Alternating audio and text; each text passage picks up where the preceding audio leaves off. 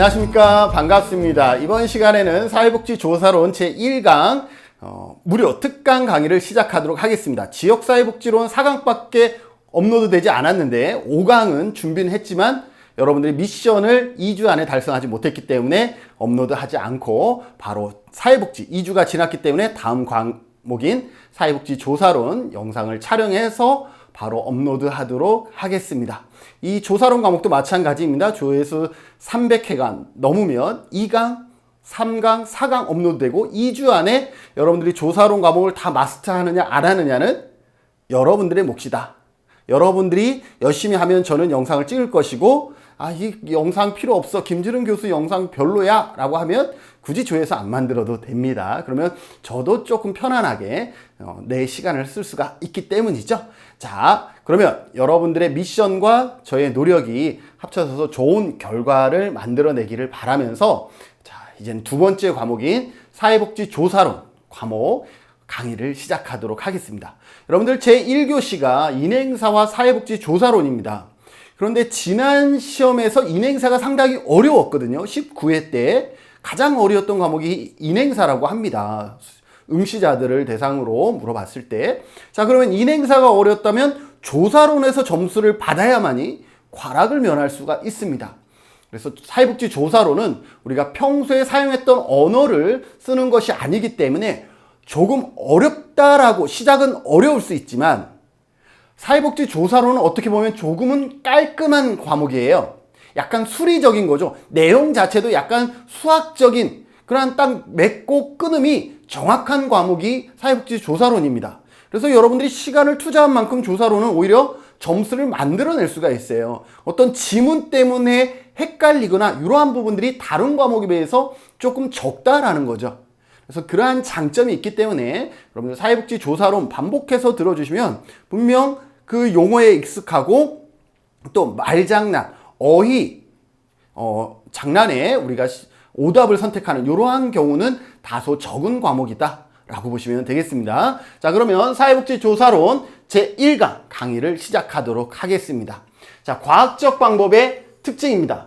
과학적 방법, 우리가 지식이라 그러면 사회복지조사론은 지식에서부터 시작합니다. 근데 이 지식에는 과학적인 지식과 비과학적인 지식이 있어요.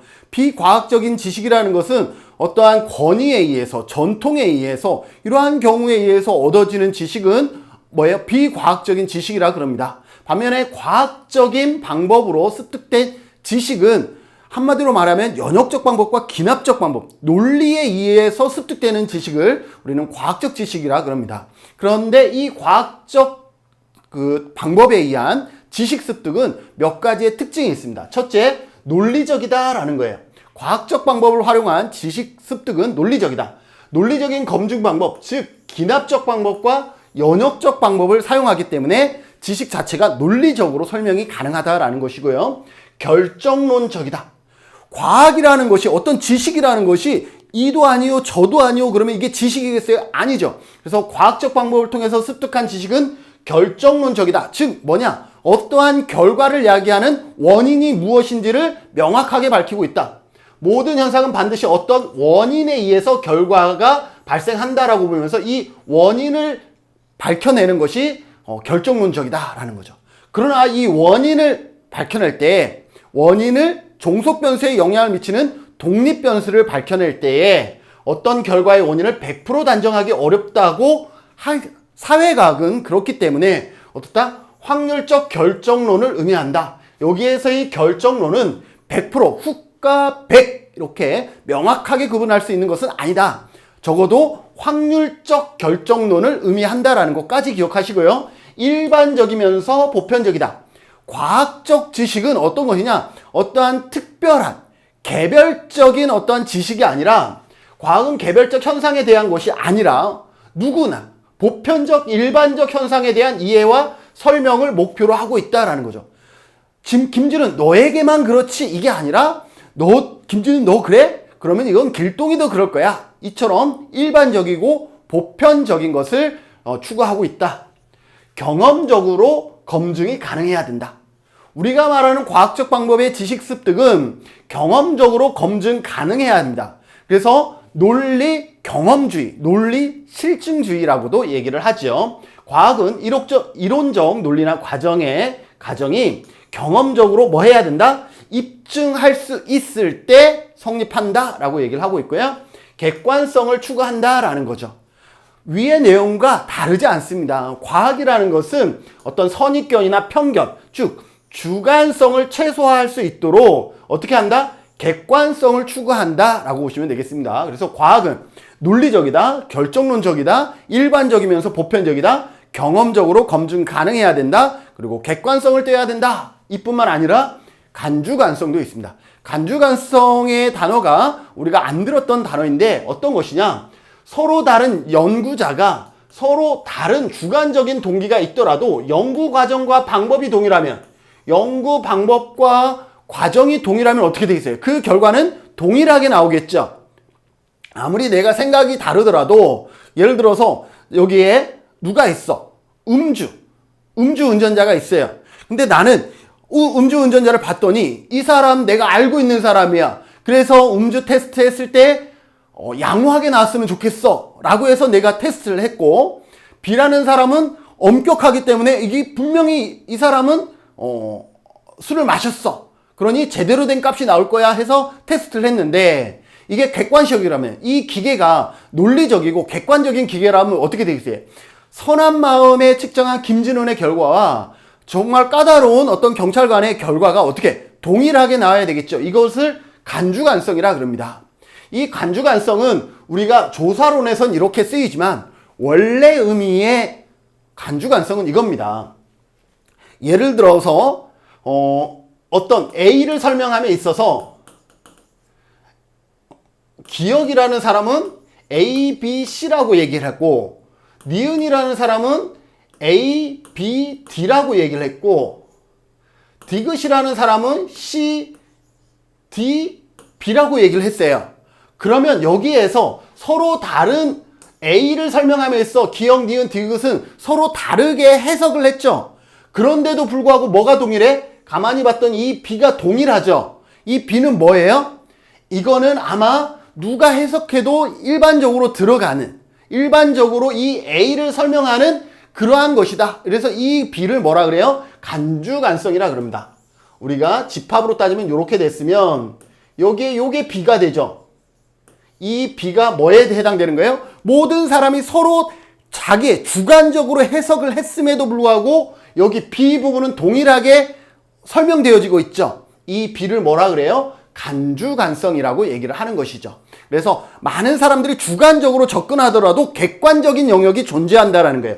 서로 다른 주관적으로 설명하더라도 이렇게 객관적인 영역이 존재한다. 이것이 원래의 간주관성이고, 우리 조사론에서는 이렇게 설명할 수가 있는 거죠. 연구자가 다른 주관적인 동기가 있더라도 연구 과정과 방법이 동일하면 동일한 연구 결과, 여기 이 부분을 얘기하는 거죠. 동일한 연구 결과에 도달한다. 이게 간주관성이라는 거.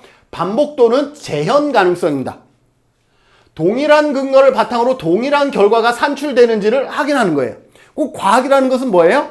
동일한 근거를 바탕으로 동일한 방법을 했다 그러면 그 결과는 어떻게 되는 거예요? 동일하게 나오는지, 이것을 확인하는 것을 뭐라 그래요? 반복도는 재현 가능성이다 라고 얘기를 하는 것이고요. 간결하면서 설명적이어야 한다. 즉 결과를 설명하는 원인, 결과를 설명하는 원인은 어떻게 한다? 간결해야 되는 것입니다. 예를 들어서 이거죠. 여러분들이 집에 갔더니 어머니가 지금 엄청 화가 나 있어. 그래서 아빠한테 조용히 물어봤어. 아빠, 엄마 왜 저래? 그랬더니 아빠가 이렇게 얘기하는 거야. 잘 모르겠는데 뭘까? 뭐 직장에서 상사한테 혼났나? 아니면 혹시 너가 말을 안 들은 거야? 아니면 내가 어제 뭘 안 해서 아마 화가 났을 거야. 이렇게 얘기하면 그 딸이 엄마가 왜 화났는지를 정확히 파악할 수 있어요? 아니죠. 그럼 아빠가 어떻게 얘기하면 그거 내가 어제 술 먹고 늦게 들어와서 그래. 이렇게 원인은 어떻게 해야 되는데 간결해야 된다라는 거죠. 원인에 해당되는 것, 독립변수에 해당되는 것을 10개, 20개로 확대하면 그 안에 어느가 하나는 답은 답이겠지. 그런데 어느 게 진짜 답인지 우리는 그 안에서 다시 선별 과정을 거쳐야 되잖아요. 그래서 독립변수에 해당하는 원인은 간결. 원인은 뭐예요? 우리가 독립변수에 해당되죠. 독립변수를 원인변수라 그럽니다. 그래서 원인은, 독립변수는 간결해야 된다. 종속변수를 설명하는 원인은 간결해야 된다라는 것이 뭐예요? 간결하면서 설명적이다라는 것이고, 수정이 가능하다 반드시 기억하세요. 과학은 영원 불변한 것이라고 생각하는 분들이 많은데, 과학은 뭐다? 수정 가능하다. 이 수정 가능하다를 다른 말로 얘기하면 잠정적이라는 거예요. 임시적이다. 뭔가 새로운 반론이 나오기 전까지 이게 과학으로서 인정되는 것이지, 새로운 변론이 나오면 어떻게 되는 거예요? 과학은 바뀐다라는 거예요. 그래서 이 수정 가능하다, 이것을 통해서 뭐예요? 포퍼의 반중주의가 나오는 거예요. 포퍼의 반중주의. 예를 들어서 이거죠. 여러분들 블랙스완, 모든 백조는 흰색이다. 맞나요? 맞죠? 백조는 흰색이죠. 그런데 우리가 경험한 바로는 우리가 모든 이 지구상의 모든 백조를 다 본 게 아니에요. 그래서 만에 하나 누군가가 흰 백조가 아니라 검은색 백조를 봤다면 모든 백조는 희다라는 그 과학은 어떻게 되겠어요? 반중돼 버리는 것이죠. 그래서 그 반중이 나오기 전까지만 과학은 잠정적으로 백조는 흰색이다라고 잠정적인 지식이지, 나중에 언제든지 검은 백조가 나오면 그 백조는 흰색이다라는 정의는 어떻게 된다라는 거예요? 수정된다라는 거예요. 그래서 과학은 수정 가능하다 반드시 기억해 두셔요. 자, 시험에 어떻게 나오냐? 과학적 방법은 허위화의 가능성에 대해 개방적이어야 한다. 허위화 뭐예요? 반증되는 것에 대해서 개방적이어야 한다라는 거죠. 허위화, 수정이 가능하다, 즉 잠정적이다. 이런 것에 대해서 개방적인 사고를 가져야지, 과학은 영원 불변해 이러면 안 된다라는 거예요. 그래서 수정 가능하다라는 것을 다르게 해석하면 이렇게 되죠. 과학적 방법은 허위화 가능성에 대해서 개방적이어야 된다. 즉 허위화, 임시적이다. 개방, 변화될 수 있다. 수정 가능하다라는 것에 열려 있어야 한다라는 것 기억해 두시고요. 과학적 방법은 뭐예요? 모든 지식은, 과학적 방법은 모든 지식은 잠정적이라는 태도에 기반한다. 과학적 방법은 뭐예요? 과학적 방법은 모든 지식은 수정 가능하다. 즉 잠정적이라는 태도에 기반한다라는 거예요. 그래서 과학은 어떻다? 수정 가능하다라는 것을 무조건 기억하셔야 되겠습니다. 그것을 이렇게 표현하고 있죠. 잠정적이라는 태도, 이거 수정 가능하다라는 태도고, 허위화에 대해서 개방적이다라는 것은 이것도 수정 가능하다라는 의미를 내뿜고 있습니다. 그래서 여기에서는 수정 가능하다라는 의미를 여러분들이 기억해 두시고요. 자, 지식 탐구 과정에서 범할 수 있는 일상, 요 앞에 일상에서, 이건 과학적인 지식 탐구가 아니라 이번에는 일상, 우리가 삶을 살아가다가 뭔가 외부로부터 습득하는 경험들이 많잖아요. 그렇게 과학적인 방법이 아니라 일상에서 지식을 탐구할 때 이미 우리가 쉽게 범할 수 있는 오류들이 있어요. 첫째, 부정확한 관철. 이건 과학적인 방법이 아니라 일상에서 지식을 습득하다 보니까 부정확한 관찰이 이루어질 수 있다라는 거죠. 내가 분명 마당에 차를 세우고 왔는데 마당의 상황을 내가 기억할 수 있어요? 일상적인 생활이기 때문에 그걸 우리가 눈여겨서 보지 않잖아요. 그러다 보니까 어때요? 부정확한 관찰이 이루어집니다. 일상에서의 관찰은 무의식적으로 이루어지기 때문에 부정확한 관찰이 되기 쉽다. 과학적인 관찰은 반면에 의식적이고 계획적인데 비해서 일상에서 이루어지는 지식 탐구는 무의식적으로 이루어지기 때문에 부정확한 관찰을 하기가 쉽다라는 것이고, 두 번째, 과도한 일반화가 있을 수 있다라는 거죠.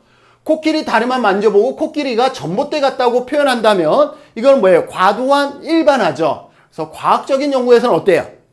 과학적인 연구에서는 우리가 충분한 자료를 검토하고 기납적, 연역적 방법을 통해서 전체적인 것을 살펴보죠. 반면에 일상에서의 지식 탐구는 어때요? 코끼리 다리만 만져보고 전봇대라고 얘기할 수 있어요. 반면에 과학적인 연구에서는 충분한 표본을 사용함으로써 과도한 일반화를 예방할 수가 있습니다. 선별적인 관찰이에요.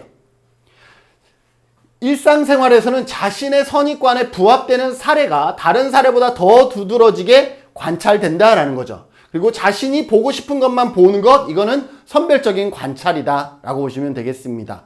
여러분들 그렇죠? 우리 아빠는 맨날 이렇게 얘기하는 거. 우리 교수님은 맨날 그래. 이건 뭐예요? 그 교수님이, 그 부모님이 매일 그럴 수도 있지만 여러분들이 보고 싶은 게 더 많이 보이는 것일 수도 있다라는 거죠. 이러한 선별적 관찰은 일상에서는 선별적 관찰이 이루어집니다. 그러나 과학적인 관찰에서는 어때요? 우리가 표본을 선정함에 있어서 무작위 방법으로 표집을 한다든지 이렇게 하면서 마찬가지 선별적 관찰을 줄일 수가 있겠죠. 자, 일상에서는 꾸며낸 정보로 연구 결과를 조작하는 경우도 있습니다. 선별적 관찰과 유사한데요. 연구 결과가 자신이 기대와 다르게 나타날 때 이를 부정하기 위해서 사실이 아닌 정보를 스스로 만들어내거나 왜곡하는 경우입니다. 친하지 않은 친구가 길을 가다가 휴지를 줍고 버스를 탔는데 할머니한테 자리를 양보하네요. 쟤 왜 저래? 친하지 않으니까 김진우는 뭐라고 해석했냐 하면 쟤 분명 선생님한테 혼나서 숙제를 부여받았을 거야. 오늘 하루 종일 착한 일 10번 하기 이러한 숙제를 부여받았을 거야. 그러니까 휴지 줍지. 그러니까 버스에서 자리 양보하지. 이렇게 뭐예요? 없는 상황, 없는 얘기들을 본인이 만들어서 마치 그것이 어떻게 되는 거예요? 이 친구가 착하지 않다라는 것을 증명해내는 거죠. 그래서 친하지 않은 친구가 착한 일을 하는 것을 보고 지금 벌칙을 받고 있을 거야 이러면서 어떻게 해요? 꾸며낸 정보로 연구 결과를 조작하는 거죠. 그래서 쟤는 원래 착하지 않은 거야. 이렇게 결론을 내린 경우가 있고요. 사후 발생적인 가설, 사후 소급 가설이라고 얘기를 하는데 가설이라는 것은 우리가 참인 명제, 거짓인 명제, 참과 거짓이 밝혀지지 않은 상태를 우리는 가설이라 그럽니다. 자, 그러면 우리가 연구를 다 했어. 그래서 결과를 알고 있어. 그러면 가설을 설정할 수가 있나요? 아니죠. 결과를 알고 있다는 것은 이미 참인지 거짓인지가 밝혀졌기 때문에 이거는 가설을 설정할 수가 없는 거예요. 그런데 우리가 훌륭한 연구였다라고 얘기하려면 어떻게 되겠어요? 가설을 통해서 그 결과를 검증했을 때에 우리는 그것을 연구라고 얘기를 하잖아요. 그래서 이미 결과를 알고 있는 상태에서 마치 모르는 상태에서 연구를 한 것처럼 가설을 나중에 설정하는 것. 그리고 내가 설정한 가설대로 됐네? 이렇게 증명하는 것을 사후 발생적 가설이라고 얘기를 합니다.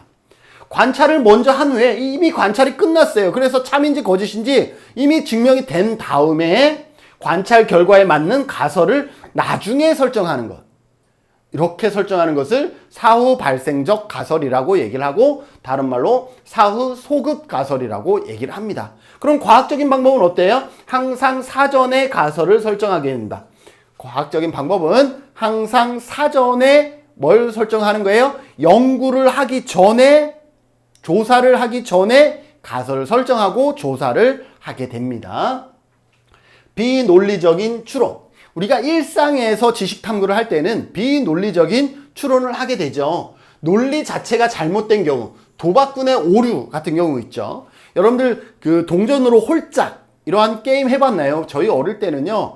우리가 딱지치기, 구슬치기 이런 걸 할 때 우리가 이렇게 구슬 쏘기를 해서 상대방의 구슬을 따먹기도 하지만 손으로 이렇게 잡아서 홀인지 짝인지 이렇게 맞춰서 상대방이 맞추면 그 맞힌 수에만큼 주는 거고 틀리면 그 걸었던 구슬을 내가 가져오는 홀짝 게임이 있죠. 자, 그러면 여러분들 홀짝 게임과 마찬가지 동전 앞뒷면도 같은 거잖아요. 내가 동전을 딱 던져서 딱 했어요. 맞추기 했어요. 자, 앞면 동전 앞뒷면을 맞출 확률이 몇 프로예요? 50%죠. 그런데 이 친구가 이번에 했는데 졌어. 잘못했어. 앞면인데 뒷면이라고 잘못 짚었어요. 자, 그러면 김진훈이 다시 잡습니다. 다시 잡으면 이 친구가 뭐라고 생각하냐면 그래, 동전 앞뒷면은 맞출 확률이 50%인데 내가 앞에 틀렸으니까 이번에는 무조건 맞추겠지? 그래야 50%가 되니까. 그래서 자기 가지고 있는 돈을 전부 다 걸었어요. 자, 이거 논리적인가요? 아니죠. 논리적이지 않죠. 이거는 게임당 50%지 전체 게임의 50%가 아니잖아요. 이처럼 비논리적인 자기는 논리적이라고 생각했지만 잘못된 논리죠. 그래서 논리 자체가 잘못된 경우 도박꾼의 오류가 이런 거예요. 하지만 과학적인 방법에서는 연역적 논리적인 추론이 어떤 방법을 써요? 연역적 방법이나 귀납적 방법을 통해서 논리적으로 검증을 하고 있는 반면 일상생활에서는 도박꾼의 오류와 같은 잘못된 비논리적 추론으로 인해서 지식 자체가 왜곡될 수가 있고요. 현상을 이해함에 자아가 개입될 수도 있죠. 결과를 해석함에 있어 자아가 반영되어 영향을 미치는 경우가 있습니다. 내가 프로그램을 했는데 그 프로그램이 좋게 나오는 게 좋겠어요? 나쁘게 나오는 게 좋겠어요? 좋게 나오는 게 좋겠죠. 그래서 뭐예요? 평가를 할 때 긍정적으로 해석하려고 하는 것, 이거는 뭐예요? 자아가 개입된 거죠. 그죠? 그리고 탐구의 성급한 종류. 조금만 더 있으면 어떤 사실의 결과가 나타날 텐데 그 결과가 나타나기 전에 이미 종료시켜버리는 이러한 것을 어때요? 탐구의 성급한 종류라고 할 수가 있는 것이죠. 여러분들은 어때요? 여러분들 조사론 지금 이제 들었어요. 이제 딱 들었는데 이제 한 2페이지, 3페이지 넘어갔는데 너무 어려워. 너무 어려워. 이거는 포기해야 될 것 같아. 그래서 여러분들이 포기해버렸어요. 그런데 어떤 사람은 어때요? 아직 시작도 안 했는데 더 해볼게. 내가 김준영 교수 강의 2강, 3강까지 들어보고 그때 내가 정말 어려우면 그때 포기할게. 누가? 후자가 낫다라는 거예요. 지금 이제 시작했는데 당연히 어렵죠. 당연히 어렵지. 그런데 계속 듣다 보면 어때요? 김진웅 교수가 특징이 그거잖아. 반복해서 설명해주고 자주 언급해주고 그러다 보니까 2강, 3강 듣다 보니까 지금 1강 이해가 몰랐었는데 2강, 3강을 듣다 보니까 다시 언급해주니까 그때 그 얘기가 그 말이구나. 이렇게 이해가 되는 경우가 있어요. 그래서 여러분들도 탐구의 성급한 종류를 하지 말아라. 여러분들 아직도 여러분들 공부할 열심히만 한다면 시간은 있습니다. 그래서 포기하지 마시고 열심히 하시면 아직은 여러분들의 합격이 아직은 결정날 때가 아니다라는 거 기억해 두시고요. 신비야. 이럼에도 불구하고 어떤 답을 못 찾아. 그럼 보통 어떻게 해요? 이건 신의 계시야. 이건 하나님이 한 거야. 이건 논리적으로 이게 설명할 수가 없어. 이렇게 하면서 어떻게 해요? 이해할 수 없는 현상을 초자연적인 현상으로 간주하는 것. 이것을 뭐라 그래요? 신비화라고 얘기를 합니다. 이러한 지식 탐구에서 범할 수 있는 오류들이 있었고요. 그럼에도 불구하고 과학적인 지식 탐구는 어떤 방법을 쓰기 때문에 연역적인 방법과 기납적인 방법을 쓰기 때문에 뭐예요? 논리의 왜곡을 줄일 수가 있다라는 거죠. 자, 그러면 연역적 방법이 좋은 거예요? 기납적 방법이 좋은 거예요? 둘 다 적정한 곳에 사용하면 둘 다 논리적이다라는 거예요. 그래서 논리적인 방법으로는 뭐가 있다? 연역적인 방법과 기납적인 방법이 있다라고 판단을 하셔야지 연역적 방법은 좋고 기납적 방법은 나쁜 거야 이렇게 생각하시면 안 되는데요. 둘 다 과학적인 추론, 논리를 설정할 때에 우리가 기납적인 방법으로 논리를 우리가 따질 수가 있고 또 연역적인 방법으로도 우리가 논리적으로 증명할 수가 있다라는 거 기억해 두세요. 첫 번째, 연역적 방법을 먼저 살펴보도록 하겠습니다. 연역적 방법은 이음부터 시작하죠. 그죠? 연역적, 이음부터 시작하죠. 그래서 연역적 방법의 시작은 어디서부터 시작하냐면 이론부터 시작합니다. 이론부터. 일반적인 사실이나 법칙, 다른 말로 얘기하면 뭐예요? 이론이에요. 우리가 보편적으로 받아들이는 건 이론이죠. 일반적 사실이나 법칙으로부터, 즉 이론으로부터 특수한 사실이나 법칙을 추론하는 접근 방법이다 라고 보시면 되겠습니다. 연역적 방법의 대표적인 예는 3단 논법입니다. 3단 논법. 자, 일반적인 사실이나 법칙이죠. 모든 사람은 죽는다. 일반적인 사실이나 법칙 맞나요? 맞죠. 모든 사람은 죽는다. 자, 소크라테스는 사람이다. 그러므로 소크라테스는 죽는다. 검증했죠? 나중에 이 사람 진짜 죽어요. 그래서 모든 사람은 죽는다는 논리를 검증합니다. 그래서 가설, 모든 사람은 죽는다라는 가설, 조작화, 소크라테스는 사람이다라고 조작을 했고 관찰 결과 했더니 그러므로 소크라테스는 죽는다라는 결론을 나오는 거죠. 그래서 이 모든 사람은 죽는다를 어떻게 한 거예요? 논리적으로 검증을 한 것이죠. 그래서 논리 전개 보세요. 이가설 기억하세요. 이가설. 이론, 가설, 그 다음에 조를 기억해야 되겠죠. 이가조, 이론, 가설, 조작화. 이 순서도 가끔 시험에 나오거든요. 자, 연역적 방법의 순서 뭐예요? 이론, 가설, 조작화, 관찰, 검증이에요. 자, 앞에 부분이 중요하기 때문에 이론, 가설, 조작화, 그리고 관찰, 검증. 요 단계를 밟는다라는 거 기억하세요. 자, 연역적 방법의 시작은 항상 뭘로 시작한다? 이론으로부터 시작한다. 이응으로 시작했죠. 그래서 이가조 기억하세요.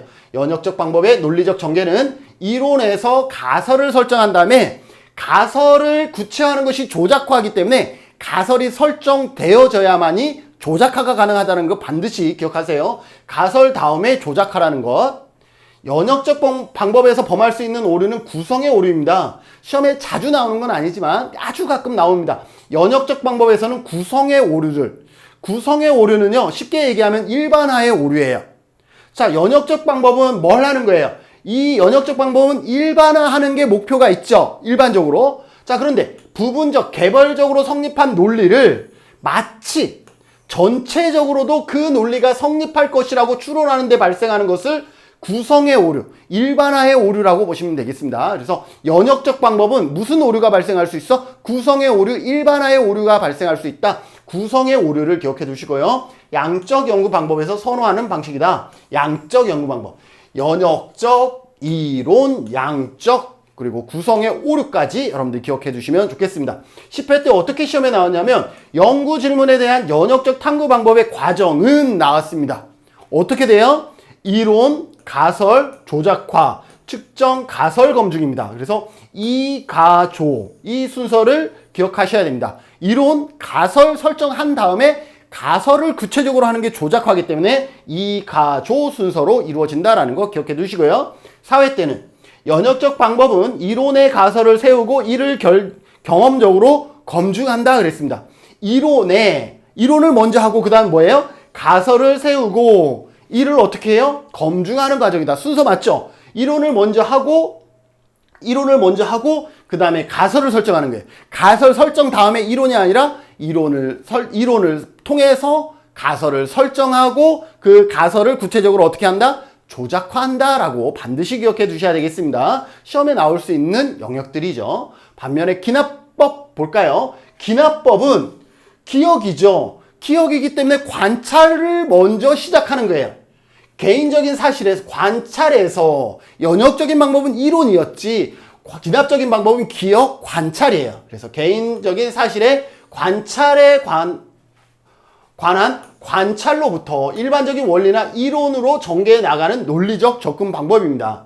그래서 기납법의 논리 전개 과정, 주제를 설정하고 관찰을 먼저 해요. 관찰. 그리고 유형을 발견해요. 관찰을 하다 보면 어떤 패턴이 나오겠죠. 그래서 유형 발견은 어떤 패턴이에요. 경험적으로 일반화시키는 거예요. 그 다음에 이론, 임시 결론, 이론을 만들어낸 거예요. 그래서 기납적 방법은 관찰을 통해서 이론을 만들어내는 것이다. 그래서 시작은 관찰이요, 끝은 뭐예요? 이론이다 라고 보시면 되겠습니다. 기납법에서 범할 수 있는 오류는 뭐냐면 인가의 오류예요. 인가의 오류는 뭐예요? 원인과 결과를 잘못 결정하는 거예요. 자, 까마귀 날자 배 떨어진 게 맞을까요? 배가 떨어지니까 깜짝 놀라서 까마귀가 날았을까요? 저는 이럴 것 같아. 배가 떨어지니까 까마귀가 깜짝 놀라서 날아간 것 같아요. 그런데 우리는 뭐라 그래요? 까마귀 날자 배 떨어졌다. 원인과 결과를 바꿨죠. 까마귀가 나니까 배가 떨어졌다. 까마귀가 나는 것이 원인이고 배가 떨어진 게 결과라고 해석하고 있죠. 그런데 상식적으로 생각해 보세요. 까마귀가 그냥 날겠어요? 배가 뚝 떨어지니까, 썩은 배가 뚝 떨어지니까 깜짝 놀라서 날아갔겠죠. 이럴 수 있다라는 거죠. 자, 그러면 어느 게 원인이고 어느 게 결과인지 해석함에 있어서 원인과 결과를 이렇게 잘못 바꿔놓을 수가 있다라는 거죠. 왜? 이게 논리적으로 한 것이 아니라 이 관찰을 통해서 했기 때문에 보는 사람의 관점에 따라서 배가 떨어지니까 까마귀가 날았다고 얘기할 수도 있지만 잠깐 아주 찰나에 까마귀가 나니까 배가 떨어진 것처럼 보이는 사람도 있죠. 자, 그렇기 때문에 이런 원인과 결과, 즉 상관관계, 분명 까마귀가 나니까 배는 떨어졌어요. 이건 상관관계예요. 그런데 까마귀가 날아서 배가 떨어졌다라고 얘기할 수 없어요. 그래서 인과관계로 해석하거나 원인과 결과를 거꾸로 해석하는 오류를 뭐라 그래요? 맞아요. 인과의 오류라 그럽니다. 인과, 원인과 결과. 구성의 오류는 뭐라 그랬어요? 일반화의 오류. 보십시오. 질적 연구는 질적 연구를 선호합니다. 기납적 방법은 질적 연구를 선호합니다. 그래서 주제를 먼저 선정하면 그 다음 뭐예요? 관찰을 하고 어떤 패턴, 유형화를 발견한 다음에 임시 결론, 이론을 도출해내는 겁니다. 순서 기억하시고요. 7회 때 시험에 뭐라고 나왔냐면 기납법의 순서는 주제 설정, 관찰을 통해서 패턴이 나오겠죠. 패턴, 그 다음에 임시 연론, 이론을 도출해내는 방법, 이게 뭐다? 기납적 방법이다. 6회 때 기납적 방법은 개별 사실에서 이론도를 유추해 나가는 개별 사실, 관찰, 개별적인 관찰을 통해서 패턴, 유형을 발견해서 뭐예요? 이론을 뭐 하는 거예요? 유추해 나가는 과정이다. 이렇게 설명될 수도 있다라는 걸 여러분들 반드시 기억해 두시면 좋겠습니다. 자, 여기에는 연역적 방법과 기납적 방법은 의외로 최근에는 시험에 잘 안 나오거든요. 근데 시험에 나오면 요 정도는 나와요. 연역적 방법과 기납적 방법은 상호 보완적이면서 서로 순환적인 과정이다. 교수님 저기 귤 뭔데요? 얘기했죠. 제 영상을 꾸준히 본 사람은 알 거예요. 여기에 귤 있는 화면은 그래도 요거는 좀 더 집중해서 여러분들이 숙지해 주셔야 된다라는 거죠. 아무것도 아니지만 연역적 방법과 기납적 방법은 상호 보완적이면서 서로 순환적인 과정이다. 기억해 주십시오. 일반적으로 이론이 존재하면 연역적 방법을 많이 할까요? 기납적 방법을 많이 쓸까요? 이론. 연역적 방법은 뭐가 있어야 돼? 반드시 이론에서 시작해야 되기 때문에 이론이 없으면 연역적 방법을 하기가 어려워요. 그렇기 때문에 이론이 존재할 때는 연역적 방법을 할 수밖에 없는 거예요. 그래서 기존의 이론이 존재할 때는 연역적 방법을 사용하게 되고 기납적 방법은 이론이 굳이 필요 없죠. 관찰을 통해서 시작할 거기 때문에 그래서 이론이 없는 경우에는 기존의 이론이 존재하지 않을 때에는 기납적 방법을 사용하는 것이 일반적이다 라고 보시면 되겠습니다.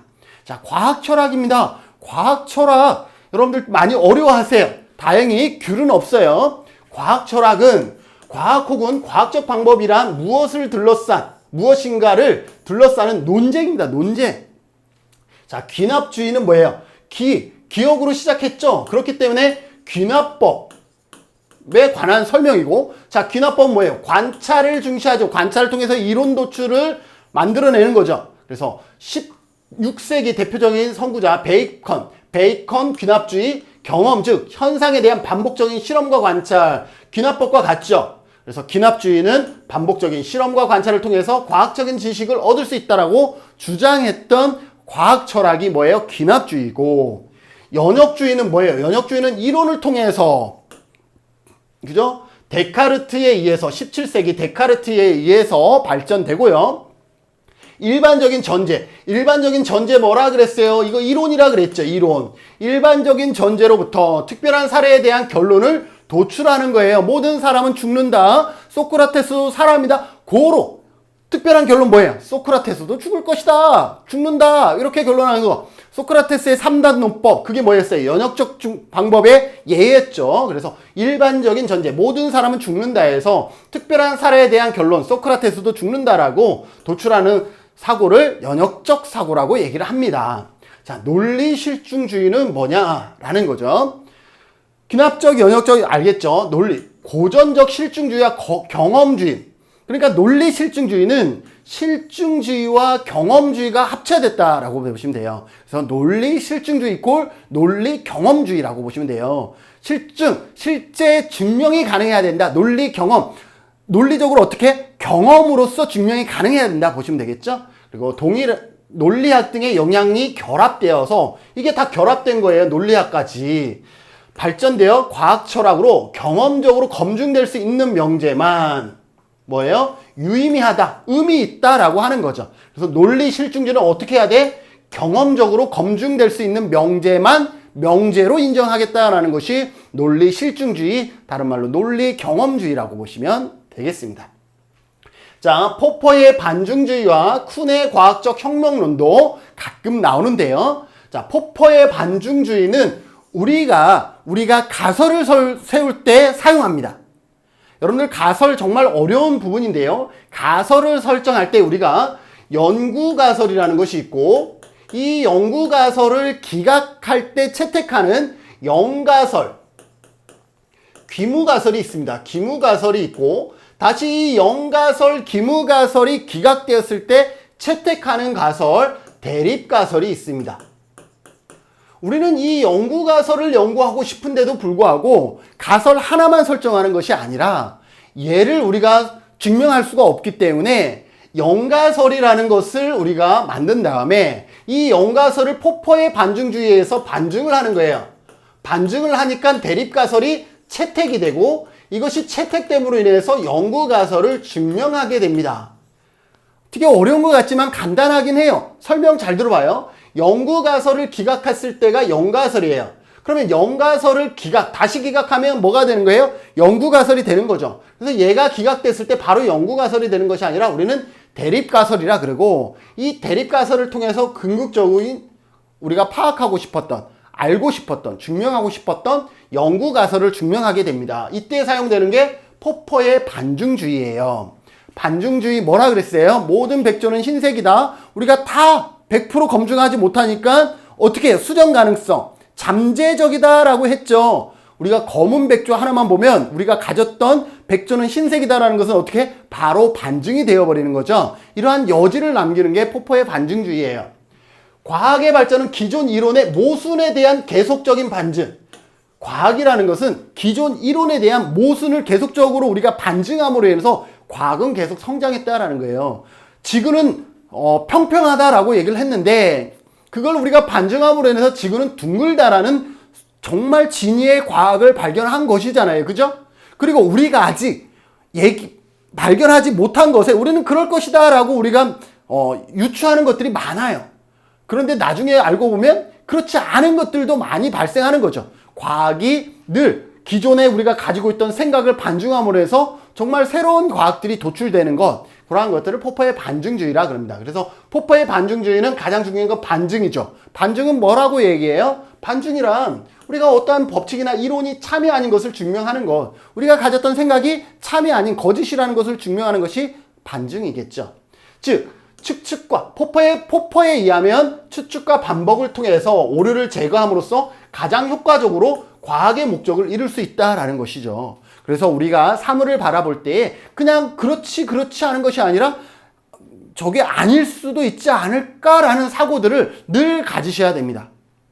여러분들도 그런 사고를 가지면서 늘 어떻게 해요? 저것은 다르게는 해석되지 않을까? 이러한 관점들을, 우리가 비판적 관점들을 가질 때에 과학은 더 진인보할 수 있다는 거죠. 포퍼의 반증주의에 의하면. 그래서 포퍼는 기나법을 근간으로 하는 논리 실증주의의 한계를 극복하기 위한 대안으로 연역적 방법의 도입을 통해서 이론을 개발해야 한다라고 얘기를 했습니다.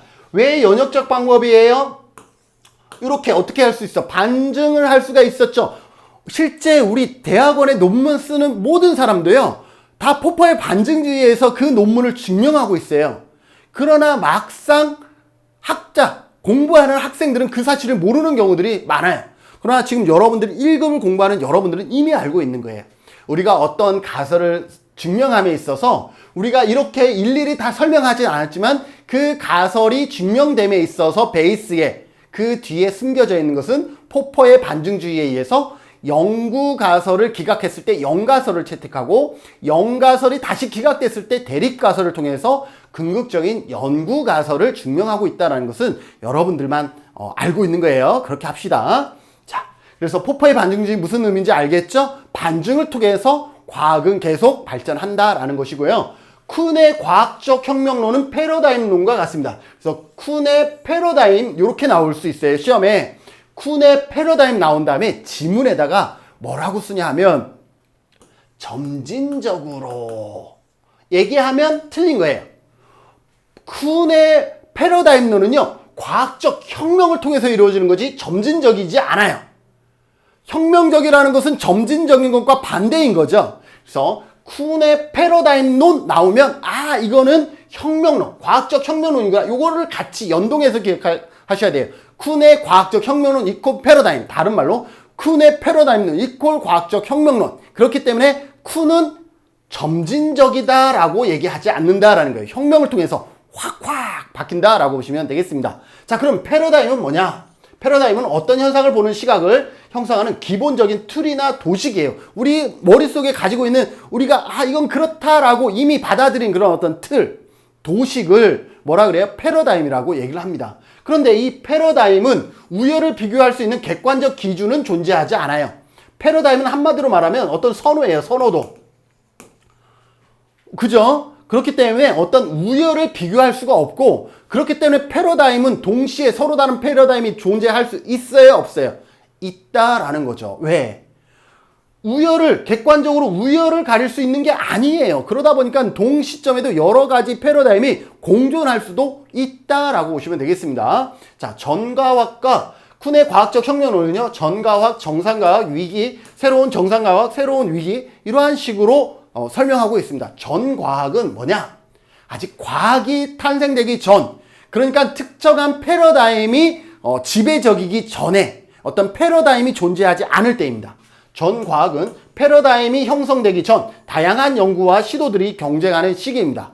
그런데 정상과학이라는 것은 과학이 이제는 어떻게 정상적으로 됐다라는 것은 한 가지의 패러다임이 지배적이었다라는 거죠. 정상과학은 하나의 패러다임이 타당성을 인정받았다라는 거죠. 자, 그런데 위기혁명이라는 것은 뭐예요? 이 과학이 위기혁명을 맞았다라는 것은 패러다임이 흔들리기 시작했다라는 거죠. 정상과학이 위기에 처하고 그죠? 과학혁명. 새로운 패러다임으로 교체되어 새로운 정상과학이 태어나는 과정. 이 과정을 과학혁명이라고 얘기를 하는 거죠. 정상과학에서 위기혁명을 통해서 새로운 정상과학, 새로운 패러다임이 만들어지는 것. 이 과정을 과학혁명이라고 얘기를 하는 것이죠. 자, 이때 새로운 패러다임은 이전의 패러다임을 수정하거나 확장하는 수준에서 이루어지는 것이 아니다. 기억하세요. 이게 뭘까요? 이게 점진적이다라는 거예요. 점진적 이루어지는 것이 아니다 그랬으니까 점진적이지 않다라는 거예요. 뭐예요? 이전의 패러다임에서 수정하거나 확장하는 것은 이건 뭐예요? 점진적이다라고 얘기를 하죠. 근데 패러다임은 그렇지 않다라는 거예요. 예를 들어서 이거죠. 예를 들어서 우리가 심리 상담을 여러분들이 인행사라든지 이거 배웠잖아요. 자, 인행사에서 8학자들의 이론들을 배우잖아요. 그때 제일 먼저 배우는 게 뭐예요? 프로이드의 정신분석학이죠. 자, 프로이드의 정신분석을 패러다임으로 칩시다. 자, 그럼 프로이드의 정신분석학이 나오기 전에는 어떠한 특정한 그런 어떤 상담 기법이라든지 이게 존재하지 않았어요. 근데 프로이드의 정신분석학이 나왔어. 이제 정과학에서 정상과학으로 넘어간 거예요. 그런데 이 프로이드의 정신분석학이 지배적이다가 이제 바뀌기 시작하는 거예요. 그러면서 어떻게 생태학적 이론도 나오고 인본주의 사상도 나오고 이런 다양한 사상들이 나오기 시작을 하는 거죠. 그러면서 프로이드의 정신분석학이 아니라 이젠 또 새로운 패러다임이 지배적이게 되는 것이죠. 이러한 과정을 과학혁명이라고 얘기할 수 있어요. 그런데 이게 점진적으로 갔나요? 자, 여기에서 조금 바뀌고 하면서 인본주의가 나오고 생태학주의가 나오고 이렇게 했나요? 그렇지 않다라는 거예요. 혁명을 통해서 한마디로 얘기하면 과학적인 진일보에서 불연속성을 강조한다라는 거예요. 불연속성, 연속적이지 않아요. 이렇게 하면서 좀 바뀌고 좀 바뀌어서 파란색에서 초록색으로 바뀌고 초록색에서 노란색으로 바뀌나? 아니, 그렇게 하는 게 아니다라는 거예요. 무슨 말이에요? 파란색에서 어느 순간 빨간색이 되고 이렇게 되는 거예요. 그래서 패러다임은 그렇게 점진적으로 바뀌는 것이 아니다라는 것까지 여러분들 기억해 두셔야 됩니다. 자, 이제 사회과학에서 그럼 패러다임 볼까요? 자, 패러다임 했는데 그럼 사회과학에서 상담 말고 사회과학에서의 패러다임 봅시다. 실증주의, 해석주의, 비판적 사회과학, 그리고 후기 실증주의까지 살펴보도록 하죠. 시험에 나옵니다. 여기 감귤 없네. 여기 감귤 하나 그릴게요. 이렇게 감귤 하나 그리겠습니다. 자, 실증주의 한 문제 정도 나오더라고요. 자, 실증주의 봅시다. 실증주의. 자, 실증주의 하면 뭐예요? 논리 실증주의, 논리 경험주의. 실제 증명돼야 되고 경험으로 증명돼야 된다라는 거죠. 그래서 실증주의는 사회과학도 자연과학 같이 연구할 수 있다는 거예요. 사회과학은 누구를 연구하는 거예요? 인간을 매개로 해서 연구하는 것이고, 자연과학은 말 그대로 자연을 연구하는 것이죠. 여기에 보면 이거 뭐라 그럴까요? 포인터가 있어요. 자, PPT 포인터가 있는데 이 포인터를 연구하는 것은 자연과학이고 김진훈을 연구하는 것은 사회과학이에요. 자, 그러면 김진훈을 연구하는 것이 이 포인터를 연구하듯이 객관적인 성분을 분석하고 이러면 얘랑 똑같은 것을 우리가 다시 재현도 할 수 있고 이것을 완벽하게 분석할 수 있느냐라는 거죠. 김진훈을. 그렇지 않다라는 거예요.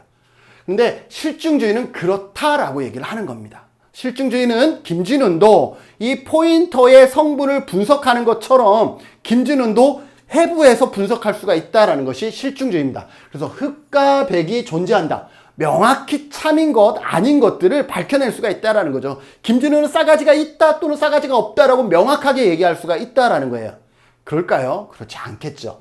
실증주의 연구자들은 대규모의 표본에 대한 양적 연구 방법을 사용합니다. 이거는 기억하세요. 실증주의 하면 양적 연구 방법, 연구 가치의 중립성을 중시합니다. 왜? 객관성을 강조해요. 실증주의는 객관성을 강조한다라는 것은 뭐예요? 상당히 중립적이다라는 것과 매칭돼야 됩니다. 객관적이다? 이거는 중립적이다라고 볼 수가 있고요. 일반화. 왜? 양적 연구 방법을 쓰니까 일반화 등을 강조하겠죠. 그리고 경험적 관찰을 통해서 이론을 재검증합니다. 논리 경험주의와 같다 그랬죠. 그러니 경험적 관찰을 통해서 이론을 재검증합니다. 그래서 경험주의라고도 불립니다. 표준화된 과학적 절차가 활용된다. 표준화된. 그러니까 사람마다 서로 다른 연구가 아니라 딱 이거는 A라는 이거는 체중계로 몸무게를 달아야 되고, 그죠? 김진훈의 몸무게를 달 때는 체중계로 달아야지 김진훈의 몸무게를 잴 때 양팔절로 달면 안 되는 거예요. 이처럼 표준화된 과학적 절차가 활용된다라는 게 이게 뭐예요? 실증주의의 특징이다라고 보시면 돼요. 실증주의는 어떤 거예요? 맞아요. 실증주의는 어떤 양적 연구 방법을 통해서 일반화를 강조하고 객관적이기 때문에 표준화된 과학적인 절차를 객관적이기 때문에 연구 가치의 중립성, 그리고 연구 가치의 중립성을 중시했기 때문에 훅과 백이 존재한다라는 주장을 펼 수 있는 것이 실증주의다라고 보시면 되겠습니다. 반면에 해석주의는 뭐냐? 말 그대로 해석을 하는 거야. 과학은, 사회과학은 그렇게 객관적으로 우리가 칼로 물 베듯이 딱 자를 수가 없어. 사회과학은 해석의 의미가 있어 라고 하는 해석주의예요. 자, 해석을 하는 것은 뭐예요? 상당히 주관적이죠. 동일한 한라산을 보면서도 어떤 사람은 참 멋있다라고 얘기를 하는데 어떤 사람은 참 우아하다라고 얘기할 수도 있고 어떤 사람은 참 왜소하다라고 해석할 수도 있죠. 해석주의는 해석자에 따라서 다양하게 해석될 수 있는 거죠. 자, 그래서 해석주의는 인간의 주관적 의식, 즉 주관성을 강조합니다. 실증주의는 객관성을 강조하지만 해석주의는 주관성을 강조하고요. 사회적 행위의 주관적 의미, 다른 말로 맥락 기억합시다.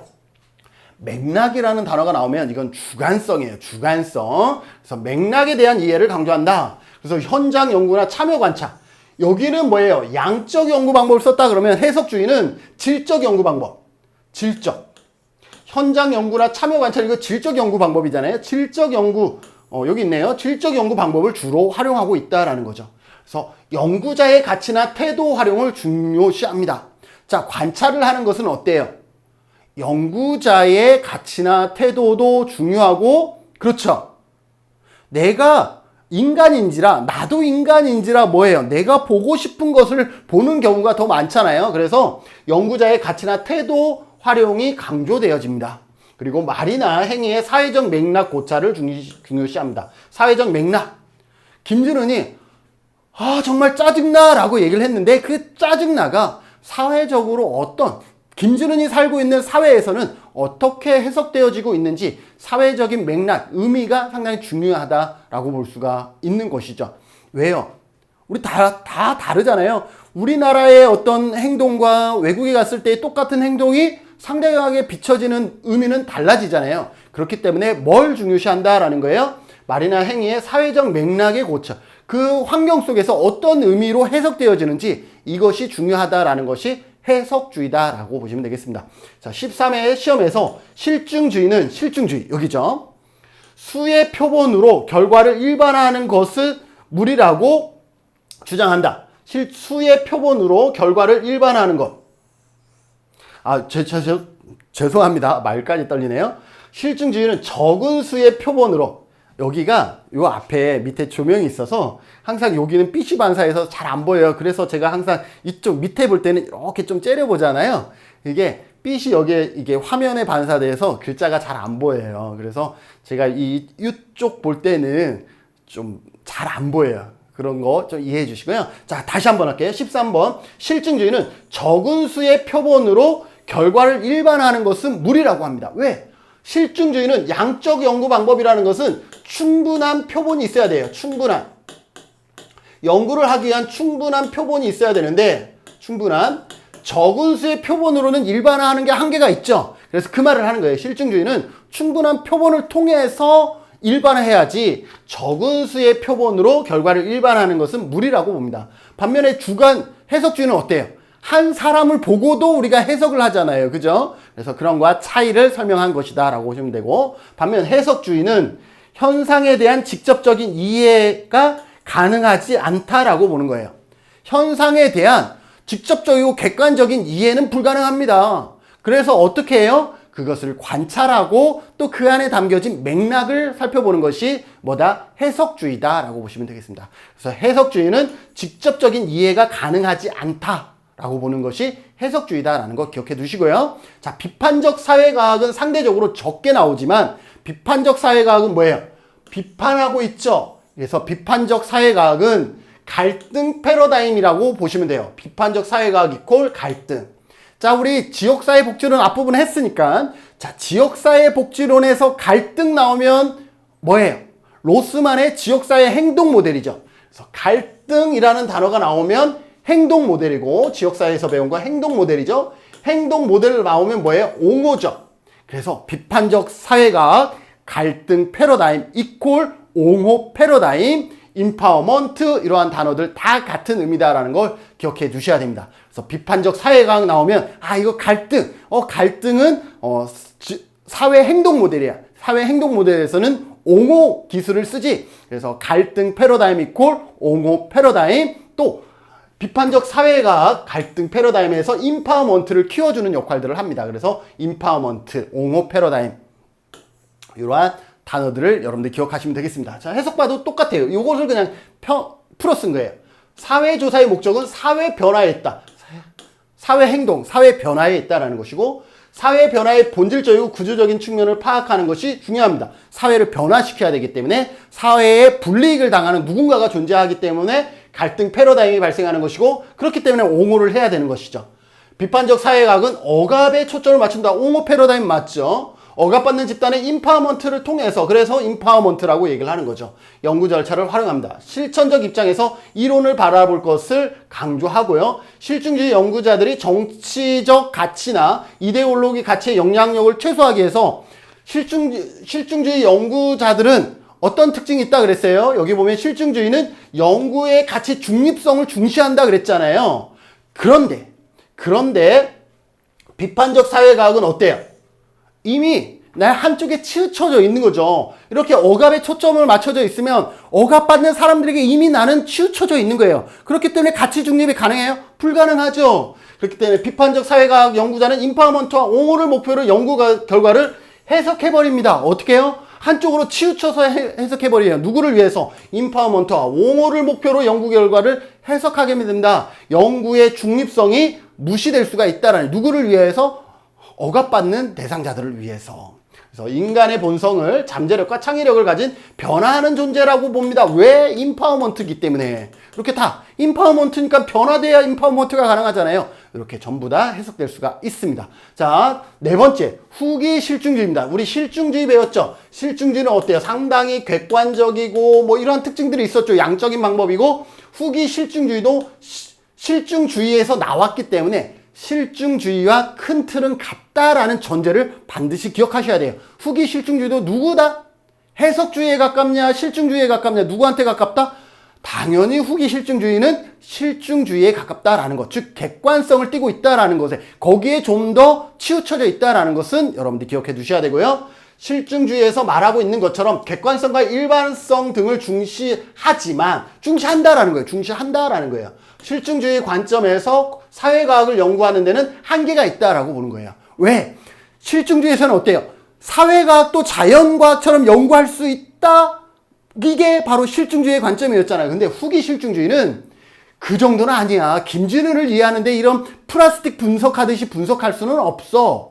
그게 후기 실증주의예요. 그래서 실증주의가 갖고 있는 관찰과 측정이 명확하게 증명될 수 없다라고 보는 거예요. 김진우를 훅과 배, 칼로 무베듯이 그렇게 딱 단정할 수는 없다라는 거예요. 따라서 과학 지식은 훅과 백이 분명한 것이 아니라, 중요한 단어 나옵니다. 확률적 잠재적인 지식이라고 본다. 이게 뭐예요? 실증주의다라고 보시면 돼요. 후기 실증주의는 지식을 탐구하는 방법과 절차에서도 그렇기 때문에 양적인 연구 방법과 질적인 연구 방법을 같이 병합해서 사용하고 있다라는 것까지 기억하시면 되겠습니다. 18회 시험에서 후기 실증주의 과학 철학은 지식의 본질을 잠정적 확률적으로 본다라는 시험 지문이 나왔었습니다. 후기 실증주의는 어떻다라는 거예요?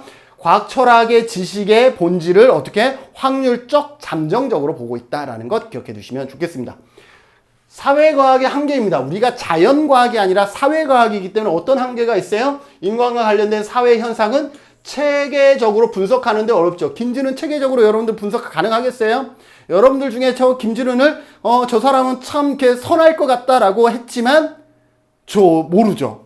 제가 우리 아이들한테 엄청 체벌을 가하는 사람일 수도 있다라는 거예요. 모른다라는 거예요. 그래서 체계적으로 분석하는 데는 어려움이 있다. 영향을 미칠 수 있는 여러 가지 요인들을 통제하는 데 어렵다라는 거예요. 사회과학이기 때문에 예를 들어 제가 조회수 300 나오면 다음 영상을 올린다 그랬는데 300, 400, 500이 넘어갔는데 다음 영상 올리지 않아. 그러면 여러분들 어떻게 하겠어요? 아유, 저 김진은 교수 벌써 게을러졌구나 라고 얘기하겠죠. 그런데 그 사이에 저 안에 또 다른 아주 급한 업무들이 막 쌓여서 어쩔 수 없었다라는 것을 여러분들이 뭐예요? 모든 것을 다 여러분들이 파악하기는 어려울 수 있다는 거죠. 항상 김진원이 변화되는 데에는 여러분들의 변수뿐만 아니라 다른 외부 환경 요인의 변수도 작용할 수가 있다는 거죠. 그래서 이 외부 환경의 변수들을 통제하는 데 어려움이 있다는 거예요. 인간을 연구 대상으로 하기 때문에 윤리적인 문제가 발생할 수 있다는 거예요. 정말로 예를 들어서 코로나19 치료제가 이게 효과적인지 아닌지를 확인하기 위해서는 인간에게 전부 다 주입 한번 해보면 되는 거예요. 그러나 뭐예요? 윤리적인 문제가 발생하기 때문에 안전성 검사가 먼저 선행돼서 그 다음에 임상을 해야지 임상부터 바로 다이어트를 하면 안 된다라는 거예요. 왜? 인간을 대상으로 연구를 하기 때문에 윤리적인 문제가 발생할 수 있다라는 거예요. 연구자 자신의 가치관이 연구 과정에서 개입될 수가 있다라는 거예요. 이것을 피란델로 효과라고 얘기를 하는데 내가 연구자인데도 불구하고 내가 연구 대상자인 것 같기도 하고 막 이런 경우가 있어요. 어떤 경우냐? 내가 상담을 하는데 상담을 통해서 내가 지금 막 뭔가 변화되고 있어. 막 이런 경우 있잖아요. 그죠? 이러한 것들을 연구자 자신의 가치관이 연구 과정에 개입될 수도 있고 뭐 이것 이꼴 이거라고 할 수는 없네요. 자, 연구자와 연구 대상자가 구분이 그러다 보면 모호해질 수가 있어요. 이러한 것을 또 피란델로 효과라고 합니다. 연구자와 연구 대상자가 명확하게 구분되지 않는다. 이거 피란델로 효과다라는 것 기억해 두십시오. 자, 사회과학에서 윤리 감귤 나왔죠. 윤리 문제는 한 문제 이상 반드시 나옵니다. 왜? 우리가 조사를 하는데 인간을 대상으로 조사를 하기 때문에 윤리적인 절차와 과정을 거쳐서 조사하지 않으면 아무리 좋은 연구 결과가 나오더라도 인간에게 해를 미치게 되는 거예요. 그 과정을 도출하기 위해서. 그렇기 때문에 아무리 좋은 연구를 하더라도 윤리적인 문제에 위배되지 않아야 되겠죠. 그래서 사회복지조사론 시험에서도 반드시 윤리 관련된 문제들이 나오게 됩니다. 자, 살펴보죠. 연구 주제와 내용 아무거나 하면 돼요? 안 돼요? 안 되죠? 사회적 윤리를 고려하여 연구 주제와 내용을 선정해야 된다. 이건 간단하죠. 그 다음에 연구 대상의 선택. 연구 대상을 선택할 때에도 어떻게 해야 되겠어요? 김진은을 좋아하는 사람만 모여서 김진은 교수의 강의 어때요? 라고 물어보는 것. 이건 뭐예요? 상당히 편향된 표본을 선정한 것이죠. 편향된 표본을 선정하게 되면 어떻게 돼요? 당연히 김진은 교수의 강의는 좋다라고 판정되겠죠. 그러나 그건 객관성이 떨어지잖아요. 즉 편향된 표집은 연구 결과의 일반화도 저해하고 윤리적으로도 문제가 될 수가 있는 거예요. 이거 강의니까 그나마 윤리적으로 좀 덜 되지만 어떤 약의 효과라든지 상담의 효과를 결정하는데 김진은 교수를 좋아하는 사람한테 상담해서 이거 아주 효과적이야 라고 하면 이 상담 기법을 유사한 문제 상황에 있는 다수에게 적용할 거 아니에요. 그러면 그들은 뭐예요? 상처받을 수가 있다라는 거예요. 그렇기 때문에 연구 대상의 선택에서 편향된 표집은 연구 윤리에 위배될 수가 있다라는 것이고요. 연구 대상자에게 미치는 피해. 연구 과정이나 결과가 대상자에게 피해를 끼칠 가능성이 존재하겠죠. 그리고 연구 대상자는 신체적, 정신적 불편이나 위해로부터 보호되어야 한다는 규정하고 있다라는 것. 그래서 연구 과정에서 우리는 어떻게 신체적, 정신적 불편이나 위해로부터 보호받을 수 있어야 된다라는 것 기억해 두시고요. 두 번째, 자발적 참여와 고지된 동의 시험에 자주 나옵니다. 사전 고지의 의미가 있어요. 사전 고지의 의무가 있는데 사전 고지에는 반드시 불이익뿐만 아니라 당신이 이 연구에 참여하게 되면 갖게 되는 불이익뿐만 아니라 얻게 되는 이익도 반드시 사전에 고지해야 된다. 이게 사전 고지의 의미입니다. 연구와 관련된 충분한 정보, 불이익뿐만 아니라 이익도 반드시 사전에 고지되어져야 됩니다. 참여자가 동의를 구해야 합니다. 충분히 고지하지 않았다면 자발적인 참여라고 보기가 어렵죠. 연구에 동의한 이후에도 언제든지 아무런 불이익 없이 참여를 철회할 권리도 포함된다. 이것도 기억하시죠? 내가 자발적으로 참여를 했지만 연구 과정에서 나 그냥 하기 싫은데요, 그냥 하기 싫어요 라고 했을 때 어떻게 해야 된다라는 거예요. 아무런 불이익 없이 참여를 철회할 권리도 갖는다라는 것 기억해 두시고요. 조사 대상자로부터 조사 참여 동의를 얻어내는 것은 외적 타당도에 문제가 있을 수 있다는 거예요. 자, 조사 참여의 동의를 얻는 거 필요해요? 안 필요해요? 당연히 필요합니다. 김진은 너 이런 연구할 건데 너 동의하니? 네, 동의합니다라고 사인해야 되는 거죠. 그래야 되는데 이렇게 사인하는 것 자체가 외적 타당도에는 어떻게 된다라는 거예요? 문제가 있을 수 있다는 것 기억하세요. 내가 동의하는 순간 뭐예요? 내가 연구 대상이 되고 있구나를 이제 나는 느끼게 된 거죠. 그러면 어떻게 되겠어요? 조금이라도 도덕적이고 조금이라도 윤리적으로 행동하려고 하겠죠. 그래서 이처럼 이 사전 고지의 의무는 반드시 해야 되는 것이긴 하지만 이러한 사전 고지의 의무를 통해서 자발적인 참여는 어떠한 문제에 영향을 미칠 수 있냐면 외적 타당도에 영향을 미칠 수가 있다는 것은 여러분들이 기억해 주시고요. 자, 그러면 반드시 고지된 동의에 입각한 자발적 참여의 윤리 원칙은 꼭 반드시 고수해야 하는가? 어때요? 그렇지 않다라는 것도 기억해 주세요. 반드시 아니다. 여기 보면 주제에 따라 연구 대상자들에게 미치는 피해보다 연구로 인해 얻는 장기적인 이익이 더 가치가 있다면 윤리적 문제가 되지 않을 수 있다. 윤리적 문제가.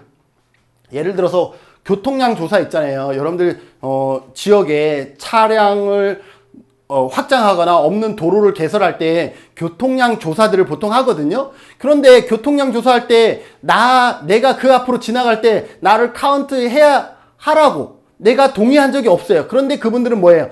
김진은 차가 지나가는데 뭐예요? 무슨 자동차 1대 이런 거 기록하죠. 그 자체도 나는 연구 대상이 내가 운전하는 차가 연구 대상이 되어버리고 있죠. 그런데 나한테 동의받지 않았어요. 근데 이러한 것은 가능하다라는 거죠. 왜? 주제에 따라서 연구 대상자들에게 미치는 피해보다 연구로 인해 얻게 되는 장기적인 이익이 월등히 클 때는 가능하다. 그래서 이거는 주제에 따라서예요. 모든 영역에서 당연히 이렇게 하면 안 되는 거예요. 그래서 주제에 따라서 기억하시고요. 자, 익명성과 비밀 보장도 시험에 자주 나옵니다. 자, 사전 고지의 의무와 익명성과 비밀 보장도 시험에 자주 나온다 그랬죠. 자, 익명성과 비밀 보장은 뭐냐? 자, 익명성이라는 것은 자신이 연구 대상인 것을 밝히지 않는 것을 익명성이라 그럽니다. 익명성은 조사 대상자가 자신이 신원을 밝히지 않고 응답할 수 있도록 하는 것을 익명성이라 그럽니다. 비밀 보장은 뭐예요? 연구를 통해서 알게 된 비밀을 말 그대로 외부에 누설하지 않는 것을 비밀 보장이라 그러죠. 자, 그러면 시험에 어떻게 나오냐? 이렇게 나옵니다. 몇 회죠? 이게 안 보이네. 몇 회. 비밀설이 보장되더라도, 비밀 보장이 이루어지더라도, 익명성은 보장되지 않을 수 있다. OX. 비밀 보장은 보장되더라도, 익명성은 보장되지 않을 수 있다. OX. O예요. 자, 반대로 얘기하면 이거 어떻게 시험에 또 나올 수 있냐면, 익명성이 보장되더라도, 비밀 보장은 보장되지 않을 수 있다. 맞죠? 예를 들어서 이거죠. 익명성이라는 것은 면접조사를 하게 되면 면접조사를 하면 익명성이 보장되어야 안 돼요. 면접조사 하는 순간 앞에 대면하게 있기 때문에 이 사람의 익명성은 보장되지 않습니다. 그러나 김진훈이 길동이를 면접을 했다 그래도 길동이의 내용을 외부에 유설하지 않으면 익명성은 보장되지 않았어도 비밀은 보장되는 거죠. 이 관계를 여러분들이 반드시 이해하셔야 됩니다. 익명성이 보장되지 않더라도 비밀 보장은 보장될 수 있다라는 의미가 거기에 있다라는 것 기억해 두십시오. 자, 연구 대상자를 속이는 것. 연구 대상자를 속이는 행위가 도덕적으로 바람직하지 않다는 것은 반론의 여지가 없습니다. 하지만 연구 목적상 연구의 자세한 내용을 모두 밝히지 않고 숨길 필요가 있는 경우도 있습니다. 그래서 연구를 통해 얻을 수 있는 이익과 대상을 속이는 데 대한 윤리적 책임을 잘 비교하고 다른 대안이 없는지 충실히 고려한 다음 연구의 여부와 방법을 선택해야 한다라는 거 기억하시고요. 연구 대상자에게 필요한 서비스를 제공하지 않는 것, 이것도 연구 윤리의 문제가 될 수 있죠. 실험에서 종속 변수의 변화에 영향을 미치는 외적인 변수들의 영향을 통제하기 위해서 통제 집단을 설정하는 경우가 많은데, 이 경우 연구를 위해서 통제 집단을 한 대상자들에게는 필요한 서비스를 받지 못하는 문제가 발생한다. 이것도 연구 윤리에서 우리가 고려해야 될 것이죠. 예를 들어서 그 A 우유를 개발했어요. 그러면 실험 집단에는 A 우유를 주고 공급하고 성장을 비교했어요. 통제 집단에는 A 우유를 공급하지 않고 성장을 조사했어요. 자, 그러면 이 A 우유가 좋은 우유라고 치면 통제 집단 얘네들은 무슨 죄가 있길래 우유를 먹지 못하게 했냐 이거죠. 이렇게 뭐예요? 연구 대상자에게 필요한 서비스를 제공받지 못하는 것, 이거 통제 집단을 설정하기 위해서 일부러 제공하지 않았잖아요. 이것도 연구의 문제가 될 수 있다라는 거죠. 이거는 여러분들이 단일 사례 설계에서 철의 반전 설계가 있어요. A, B 설계 나중에 설명하겠지만 B가 개입이 효과적인데 이 개입이 효과적인 것을 확인하기 위해서 다시 A 어떻게 하는 거예요? 멈추는 거예요. 그래서 AB 설계는 어떤 문제가 있어요? 이러한 문제가 있어요. 윤리적인 문제가 발생하는 것이 ABA 설계입니다. 자, 8번째, 연구 결과의 분석과 보고입니다. 연구 결과는 객관적으로 해석되어져야 되겠죠. 김준은한테 유리한 것만 보고하면 돼요? 안 돼요? 안 된다라는 거죠. 그래서 연구자가 미리 생각하고 있던 결론에 맞춰 자료를 가감 조작하거나 연구자의 의도와 다른 결과가 나왔다고 해서 이 부분을 고의적으로 제외하는 것, 이거는 뭐예요? 연구 윤리에 위배되는 것이다 라는 거죠. 그래서 다른 연구를 표제해서도 안 되고 인용한 부분에 대해서는 내용과 출처를 명시하는 것도 연구 윤리에 해당한다라는 것 기억하시고, 이것도 아무것도 아니지만 시험에 나왔었죠. 표절하면 안 된다라는 것. 기타 지나친 대가 지불은 연구의 윤리성을 저해할 소지가 있기 때문에 지나친 설문지 하나 했는데 몇만 원 주고 이러면 안 된다라는 것이죠. 자, 사회복지 조사의 특징입니다. 자, 사회복지 조사, 우리가 조사하는 특징 뭐예요? 응용조사적 특성이다. 반드시 기억하세요. 시험에 나옵니다. 사회복지 조사는 순수 조사가 아니라 응용조사적 특징이 있다라는 거예요. 자, 순수 조사는 뭐냐면 그 조사 그 자체가 목적인 경우는 순수 조사지만, 우리 사회복지 조사는 뭐예요? 응용조사예요. 응용. 그 결과를 응용해서 문제를 해결하고 욕구를 충족시키기 위해서 조사를 하는 거예요. 그 조사 자체가 중요한 것이 아니라 이 조사 값을 통해서 뭘 하고 싶은 거예요? 문제와 욕구를 예방하고 충족시키기 위한 거예요. 그래서 사회복지 조사는 순수 조사의 성격보다는 응용 조사의 성격이 더 강하다. 조사 결과를 응용하여 활용한다는 점에서 응용 조사의 성격이 강하다. 반드시 기억하세요. 자주 출범합니다. 시험에. 사회 계량적 특성이다. 계량적. 이 계량적하고 다릅니다. 여의의 계량적은 이건 수량화한다라는 거예요. 수량화. 여기에서 계량화는 좋게 만든다라는 거예요. 좋게 만든다. 그래서 사회복지 조사로는 사회 계량적 특성. 사회를 좋게, 바람직하게 만든다라는 거예요. 즉, 사회적 약자, 장애인, 노동자, 노인 등의 문제를 다루기 때문에 사회 계량적. 사회를 어떻게 하는 거예요? 좋게 바꾼다라는 계량적 성격이 있고요. 계획적 특성이 있다. 사회복지 서비스를 계획적으로 제공할 수 있도록 도와주고요. 평가적 특성이 있습니다.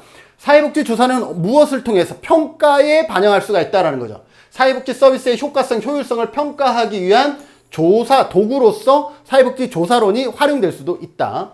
시험적 특성이 있습니다. 프로그램이나 대안이 복지 욕구에 적합한 것인지 간접적으로 뭐 할 수 있어? 테스트할 수 있다라는 것이고, 과학적인 특성이 있습니다. 문제를 계량화. 여기는 계량화는 여예이죠. 그래서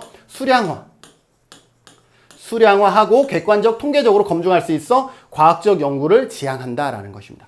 자, 시험에 어떻게 나왔나 한번 볼까요? 사회복지학은 19회 올해 시험이죠. 사회복지학은 순수과학이 아니라 응용과학에 속한다. 이렇게 나옵니다. 맞습니다. 응용과학입니다. 9회 실천 지식과 기술은 과학적으로 발전시키기 위해서 사회복지 조사가 필요하다. 뭐예요? 과학적으로 기술을 과학적으로 발전시키기 위해서 기술을 과학적으로, 여기 있죠. 문제 해결, 객관적, 통계적으로 검증할 수 있는 과학적 연구를 지향한다.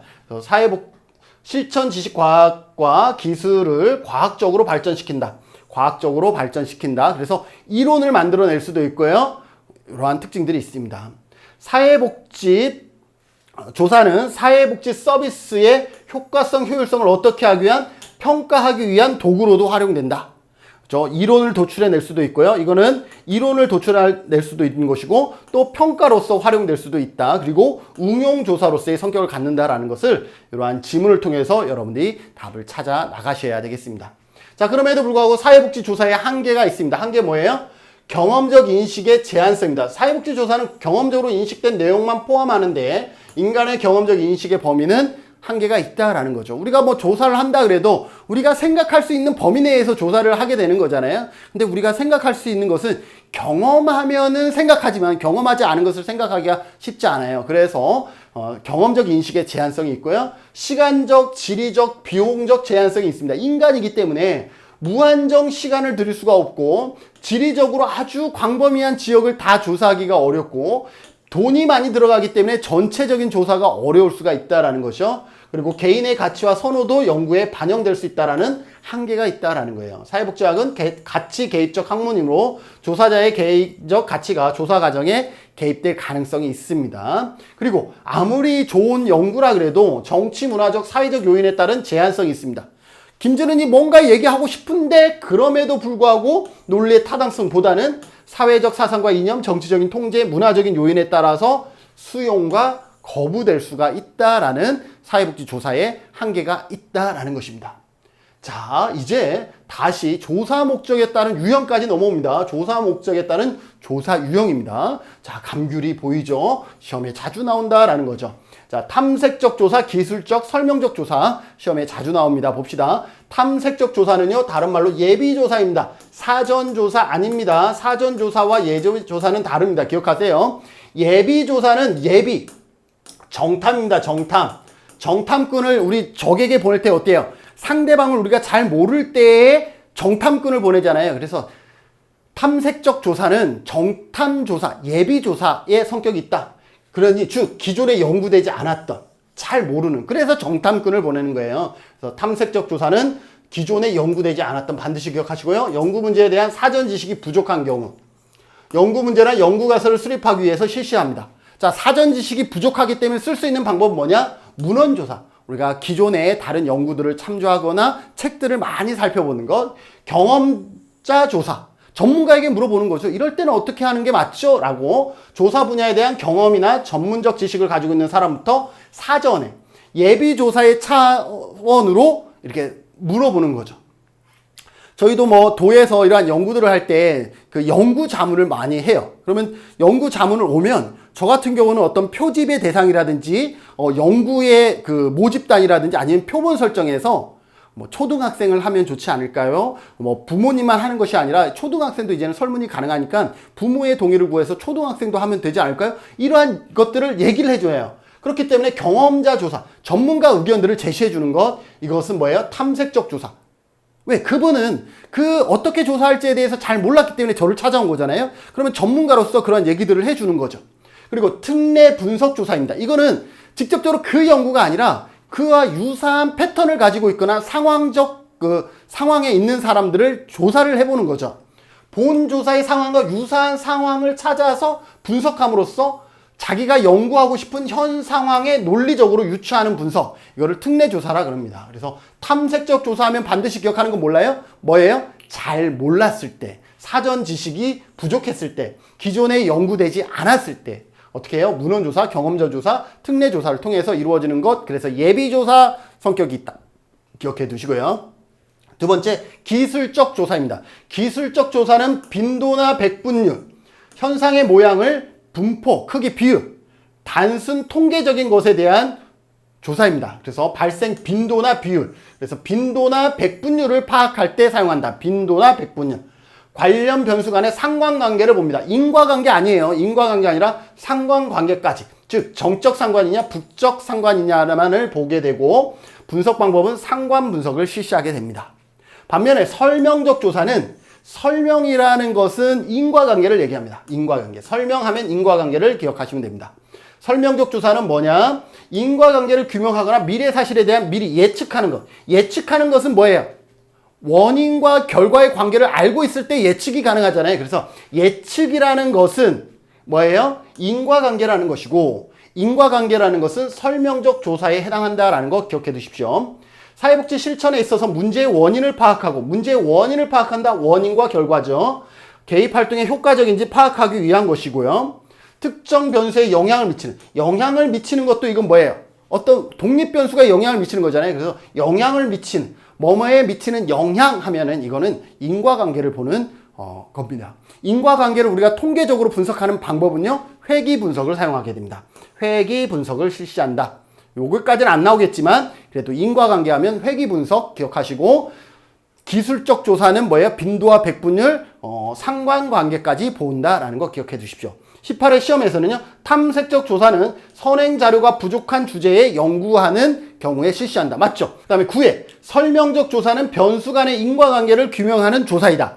설명적 조사는 뭐예요? 변수 간의 인과관계를 규명하는 조사. 맞죠? 그래서 이렇게 시험이 나오니까 여러분들 기억하시고요. 여기에서 시험이 많이 나오는 거는 일단 탐색적 조사가 좀 많이 나오는 것 같고요. 여기서 기술적 조사는 빈도나 백분율이라는 단어와 매칭해서 나오고, 설명적 조사는 인과관계와 매칭해서 자주 출범하게 됩니다. 자, 시간적 차원에 따라서 횡단조사와 종단조사가 시험에 나오는데요. 일단 횡단조사와 종단조사를 커다란 틀에서 분류할 수 있어야 됩니다. 횡단조사는 조사 시점이 한 번이에요. 일정 시점에 측정했다라는 것은 뭐예요? 한 번 측정했다라는 것이잖아요. 그래서 정태적, 고정돼 있다. 그래서 정태적 성격을 가지고 있고요. 주로 표본조사를 행하며 측정이 반복되어 이루어지지 않는다. 그래서 한 번 이루어진다라는 것이고, 조사 대상의 특성에 따라서 여러 집단으로 분류하므로 표본의 크기가 커야 된다. 이거 무슨 말인지 아시겠어요? 한 번에 조사를 했어요. 그러면 남성과 여성을 비교해야 되기 때문에 그래도 남성의 표본과 여성의 표본이 여기에 다 포함되어져야 뭔가 비교가 가능하잖아요. 그죠? 그렇기 때문에 횡단조사는 여러 집단으로 분류해야 되기 때문에 표본의 크기가 커야 돼요. 그럼 종단조사는 안 커도 되느냐? 얘보단 작아도 돼요. 왜? 같은 대상을 또다시 조사하면 되잖아요. 여기는 비교하는 것이고, 여기는 한 집단의 뭐예요? 궤적을 살펴보는 거거든요. 궤적을 살펴보는 거기 때문에 한 집단만 있어도 되는 거예요. 원칙적으로는. 그래서 여기 횡단조사는 표본의 크기가 커야 한다라는 것은 집단들을 서로 비교해야 되기 때문에 그 집단들을 전부 다 통계치가 나올 정도는 집단이 구성되어져야 된다라는 것이고요. 자, 종단조사. 종단은 우리가 종 이렇게 달잖아요. 종 이렇게 달잖아요. 그 뭐예요? 수직이에요. 이렇게. 그러니까 시점이 어디예요? 종. 과거에서부터 현재 또는 미래까지 이러한 것들을 조사하는 것을 종단이라 그럽니다. 자, 그래서 종단조사는 반드시 시간 간격을 두고, 이 단어가 나와야 돼요. 시간 간격을 두고, 일시점이 아니라 시간 간격을 두고, 적어도 몇 번? 2번 이상. 반복적으로 측정한다는 것은 적어도 2번 이상. 2번 이상 같은 대상자, 같은 상황의 질문을 2번 이상 하게 된다라는 것이고요. 일정한 시간 간격을 두고 측정함으로 동태적이다. 움직일 동태적이다라는 것이고, 장기간 동안 측정이 반복해서 이루어져야 됩니다. 왜냐하면 시간이 과거에서부터 현재까지 쭉 이루어져야 되기 때문에 시간 자체가 더 많이 걸리겠죠. 그렇기 때문에 비용이 많이 들어갑니다. 시간을 두고 반복해서 측정. 여기는 한 번 하면 끝인데 여기는 2번 해야 되니까 비용이 많이 들어가겠죠. 시간과 비용이 많이 들어가겠죠. 장기간에 걸쳐 조사 대상자와 상황의 변화를 조사할 수가 있습니다. 장기간에. 왜? 그 종단 연구의 특징이기 때문에요. 종단 연구하면 시험 요렇게 요 두 가지를 비교하는 시험 문제가 있고, 또 하나는 요렇게 종단 연구 중에서 패널이냐 경향이냐 동년배 조사냐를 물어보는 시험이 있습니다. 그래서 두 가지 패턴으로 시험에 나온다. 13회 종단 연구는 특정 현상의 추이를 분석할 수 있다. 종단 연구는 특정 현상의 추이라는 건 뭐예요? 궤적을 얘기합니다. 궤적. 추이, 변화. 궤적, 변화를 얘기합니다. 추이라는 뜻 아시겠죠? 변화. 그죠? 궤적. 여러분. 종단 연구는 시계열적인 현상 연구에 강한 시계열. 시간의 흐름에 따라서 변하는 시계열적인 흐름. 그래서 종단 연구는 어떤 추이를 볼 수가 있고, 그 다음에 시계열적인 분석에 적합하다라는 것 이해할 수가 있겠죠. 자, 자, 그러면 이제 종단 연구의 두 번째 시험 패턴은 뭐라 그랬어요? 패널 조사와 경향 조사와 동년배 조사를 구분하는 문제가 나온다 그랬죠? 봅시다. 패널 조사는요, 가장 포괄적인 데이터를 가지고 있어요. 가장 포괄적인 거. 왜냐하면 가장 포괄적 데이터를 가지고 있다는 것은 뭐냐면 패널 조사가 되면 이 패널 조사 자료를 갖고요, 경향 조사도 할 수 있고 동년배 조사도 할 수가 있어요. 그런데 경향 조사를 갖고 패널 조사를 할 수는 없고 동년배 조사를 갖고 패널 조사를 하기가 어려워요. 그렇기 때문에 패널 조사는 가장 포괄적인 데이터를 가지고 있다라고 얘기하는 것은 패널 데이터는 경향과 동년배 조사도 가능한 거예요. 자, 패널 조사는 매 조사 시점마다 동일한 동일인을 대상으로 조사하는 거예요. 2010년에 A, B, C를 상대로 조사를 했다 그러면 2020년에도 A, B, C를 상대로 조사하는 이것을 뭐라 그래요? 패널 조사라고 얘기를 합니다. 장점은 일정 기간에 걸쳐 나타나는 변화에 대해서 가장 포괄적인 자료를 제공합니다. 가장 포괄적인 거. 왜냐하면 이렇게 조사를 하면요, 경향 조사도 할 수가 있어요. 이때는 얘가 20살이었는데 이때에는 여기 11년이라 그럽시다. 11년. 여기 이때에는 B가 20살이었는데 여기는 A가 이제 20살이 되겠죠. 이게 나이 순이었다 그러면 이렇게 조사하면 얘와 얘를 조사하면 뭐예요? 20살의 경향을 조사할 수가 있는 거예요. 그리고 이 B, 여기는 21살이 됐겠지만 여기에 B와 여기에 B는 같은 나이 동년배죠. 그렇기 때문에 동년배 조사도 할 수가 있는 거예요.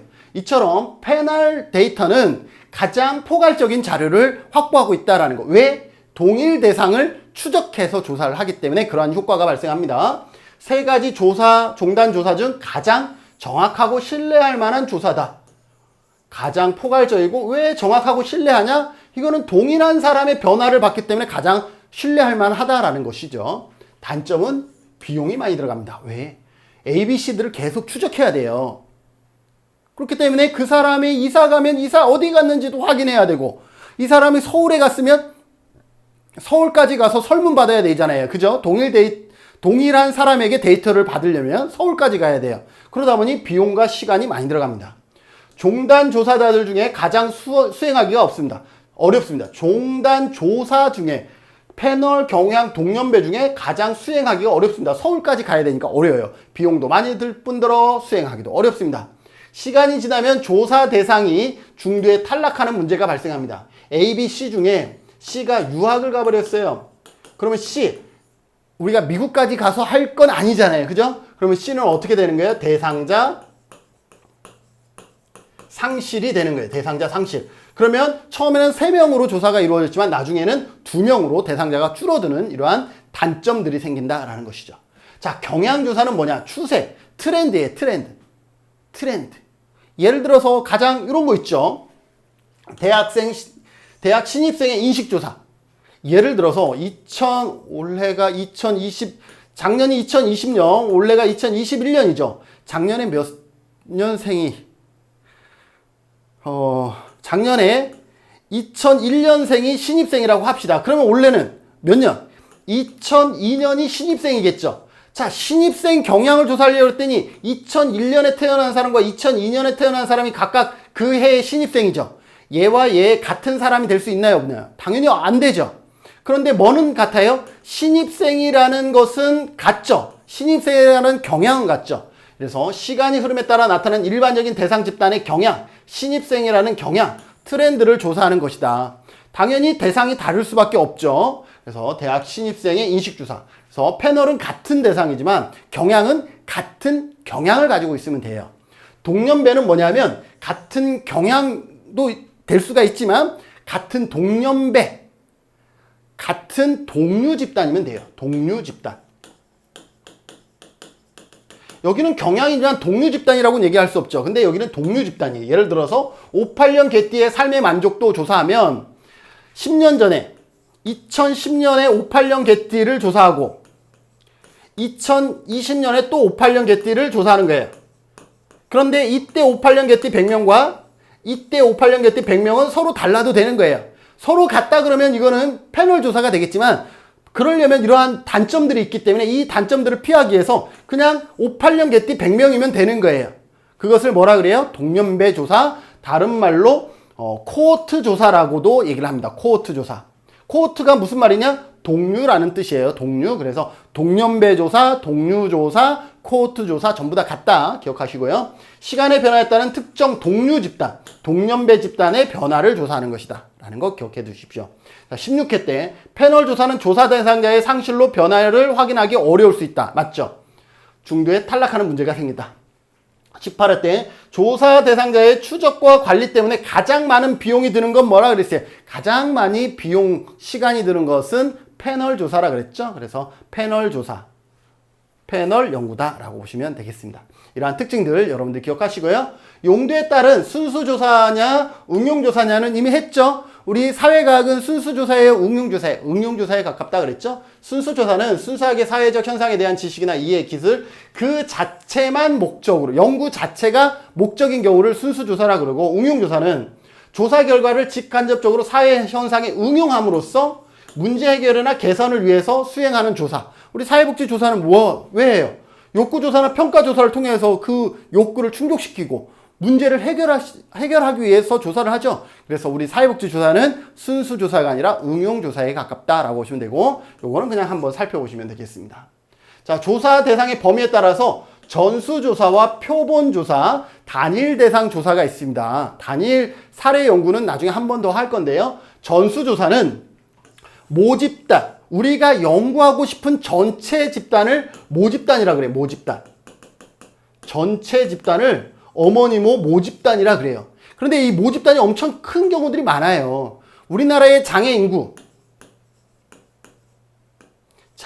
인구 비율을 하면 몇 명이 날까요? 한 200만 명 정도 되잖아요. 그럼 200만 명을 전부 다 조사하기에는 불가능할 거예요, 사실상. 그래서 장애인 한 300명을 대상으로 연구를 하게 돼요, 일반적으로. 자, 그러면 모집단은 200만 명인데 200만 명 전체를 연구하는 것을 뭐라 그래요? 전수조사라 그러고, 너무 많으니까 그 중에 표본을 추출해서 이 300명을 대상으로 연구를 한 다음에 200만 명의 생각을 추정하는 것.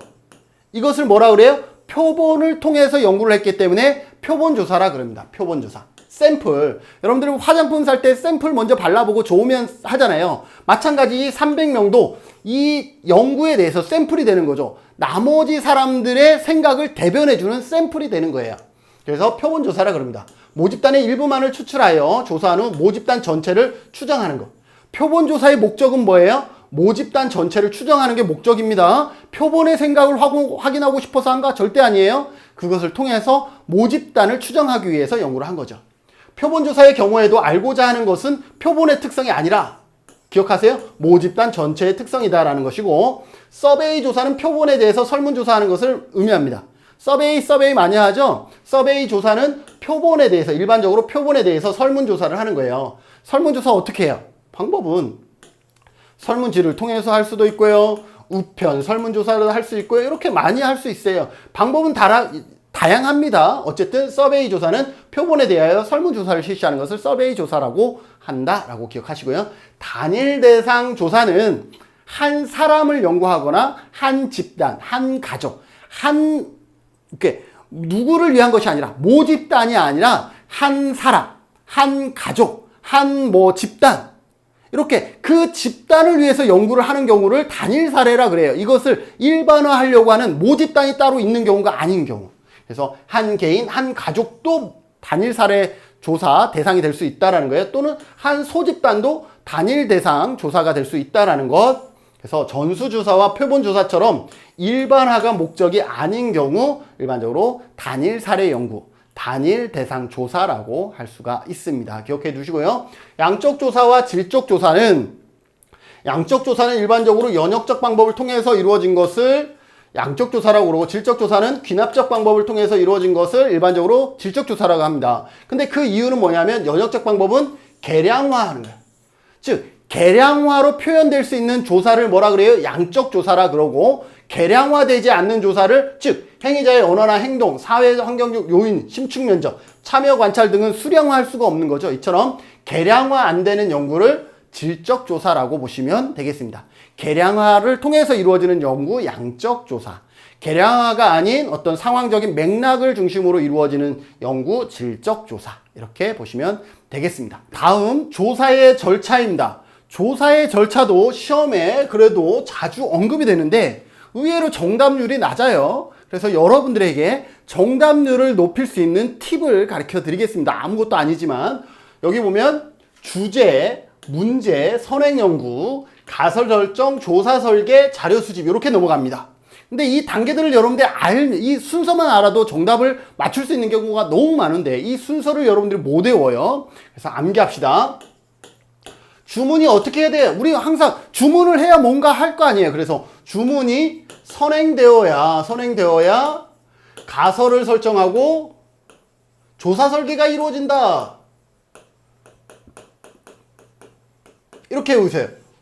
주문이 선행되어야 가설을 설정하고 조사 설계가 이루어진다.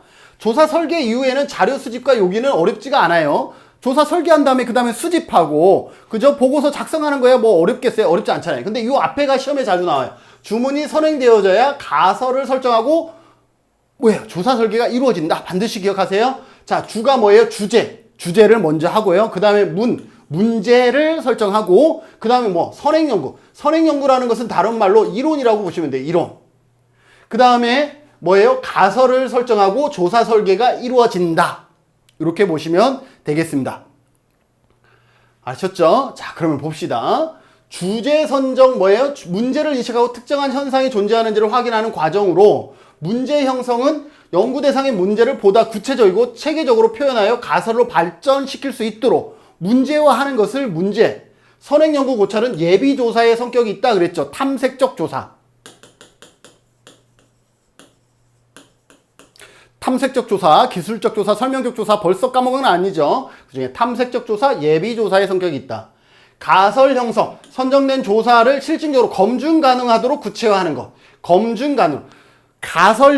가설이라는 것은 실증적으로 검증 가능하도록 구체화하는 것을 가설 형성이라 그러고요.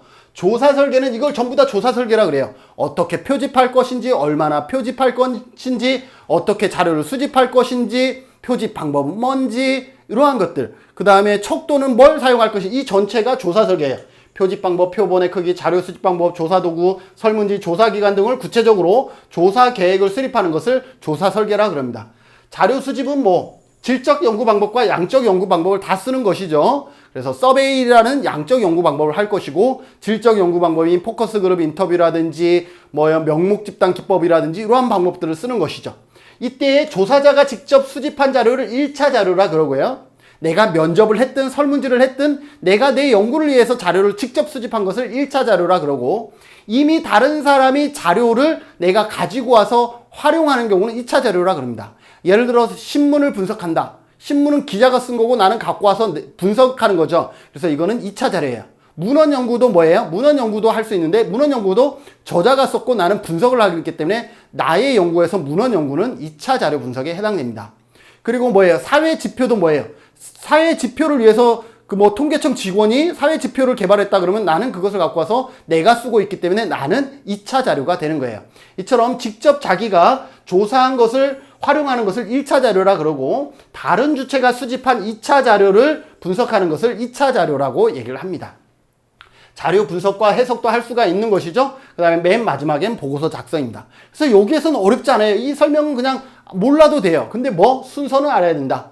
주문이 선행되어져야 가설을 설정하고 조사 설계가 이루어진다. 반드시 기억하시고 이걸 갖고 여러분들 문제를 풀어보세요. 대부분의 문제가 다 해결됩니다.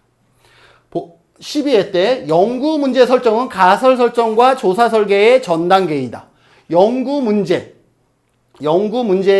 설정은 문제 여기죠? 연구 문제의 설정은 가설 설정보다 전 단계이고 조사 설계보다 전 단계. 맞네요. 그죠? 그래서 연구 문제의 설정은 가설 설정과 조사 설계의 전 단계이다. 맞습니다. 이렇게 푸는 거예요. 그래서 여러분들 이 순서를 반드시 암기하세요. 주문이 선행되어져야 가설을 설정하고 조사 설계가 이루어진다. 기억해 두시면 여러분들 시험 볼 때 많은 도움이 됩니다.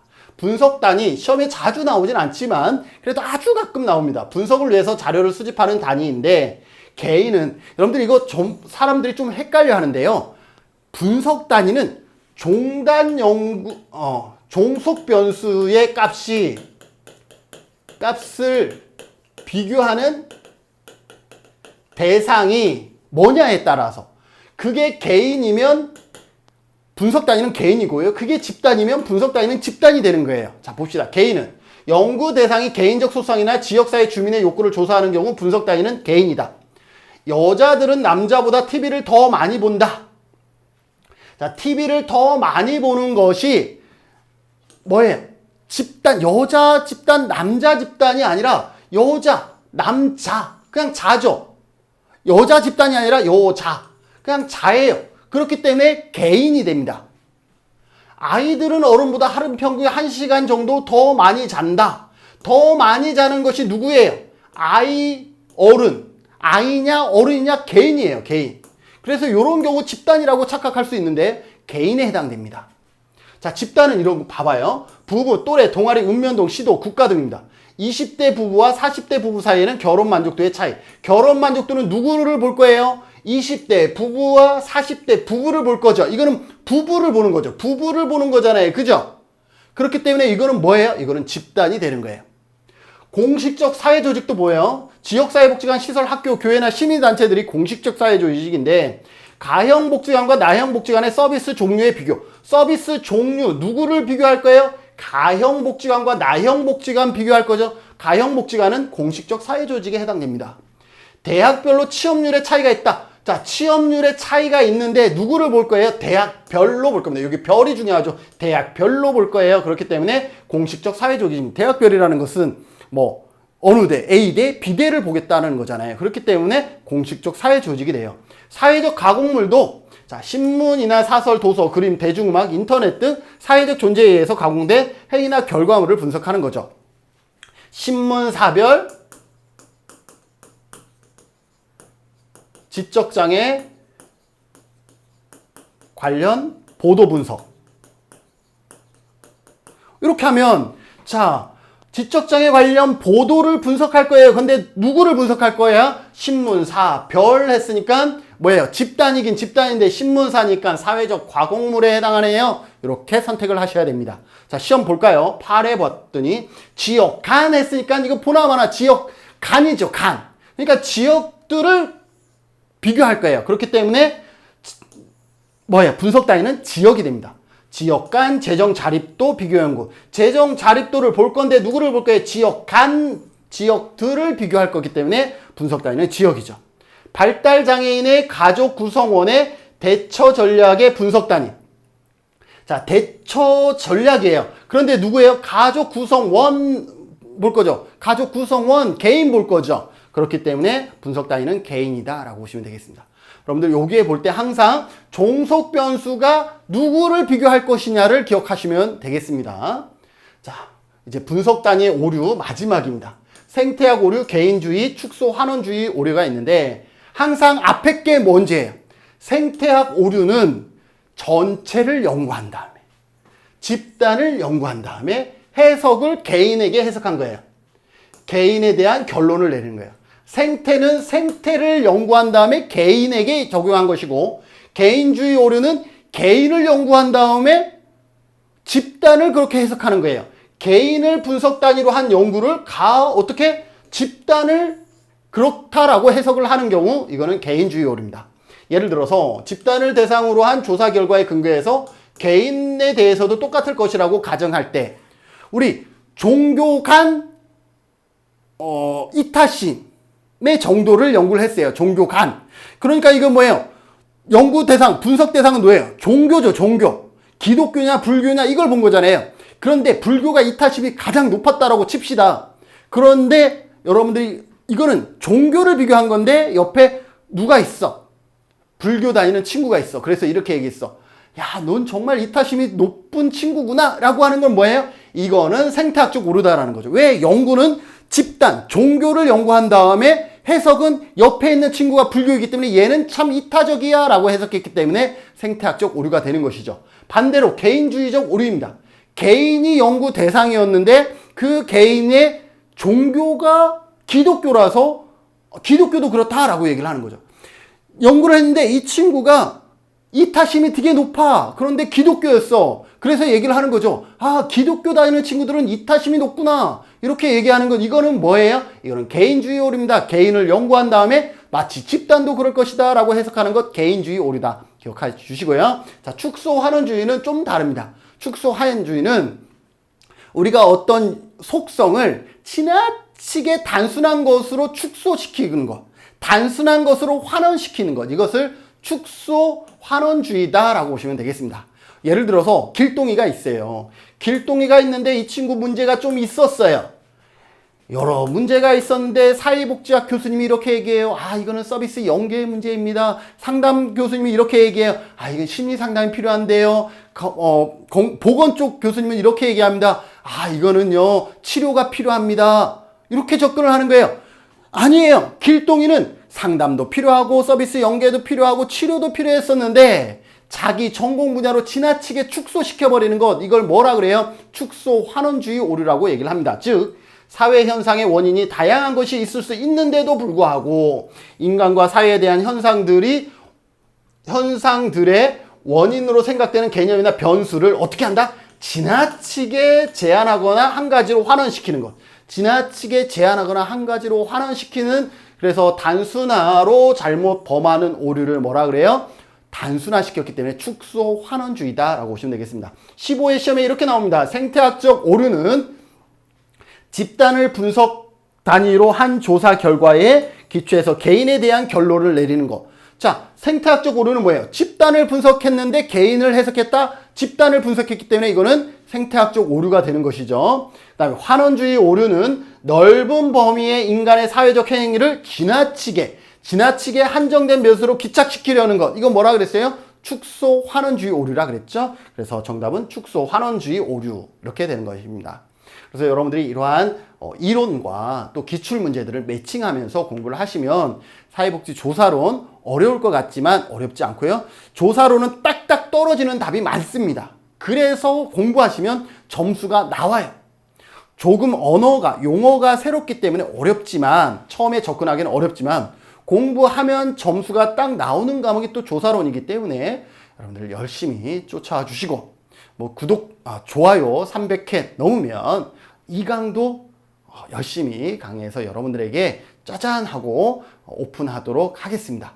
여러분들 사회복지 조사론 어렵다고 포기하지 마시고 끝까지 화이팅 해주시기를 바라면서 제1강 사회복지 조사론 특강 제1강 강의를 여기서 마치도록 하겠습니다. 수고하셨습니다.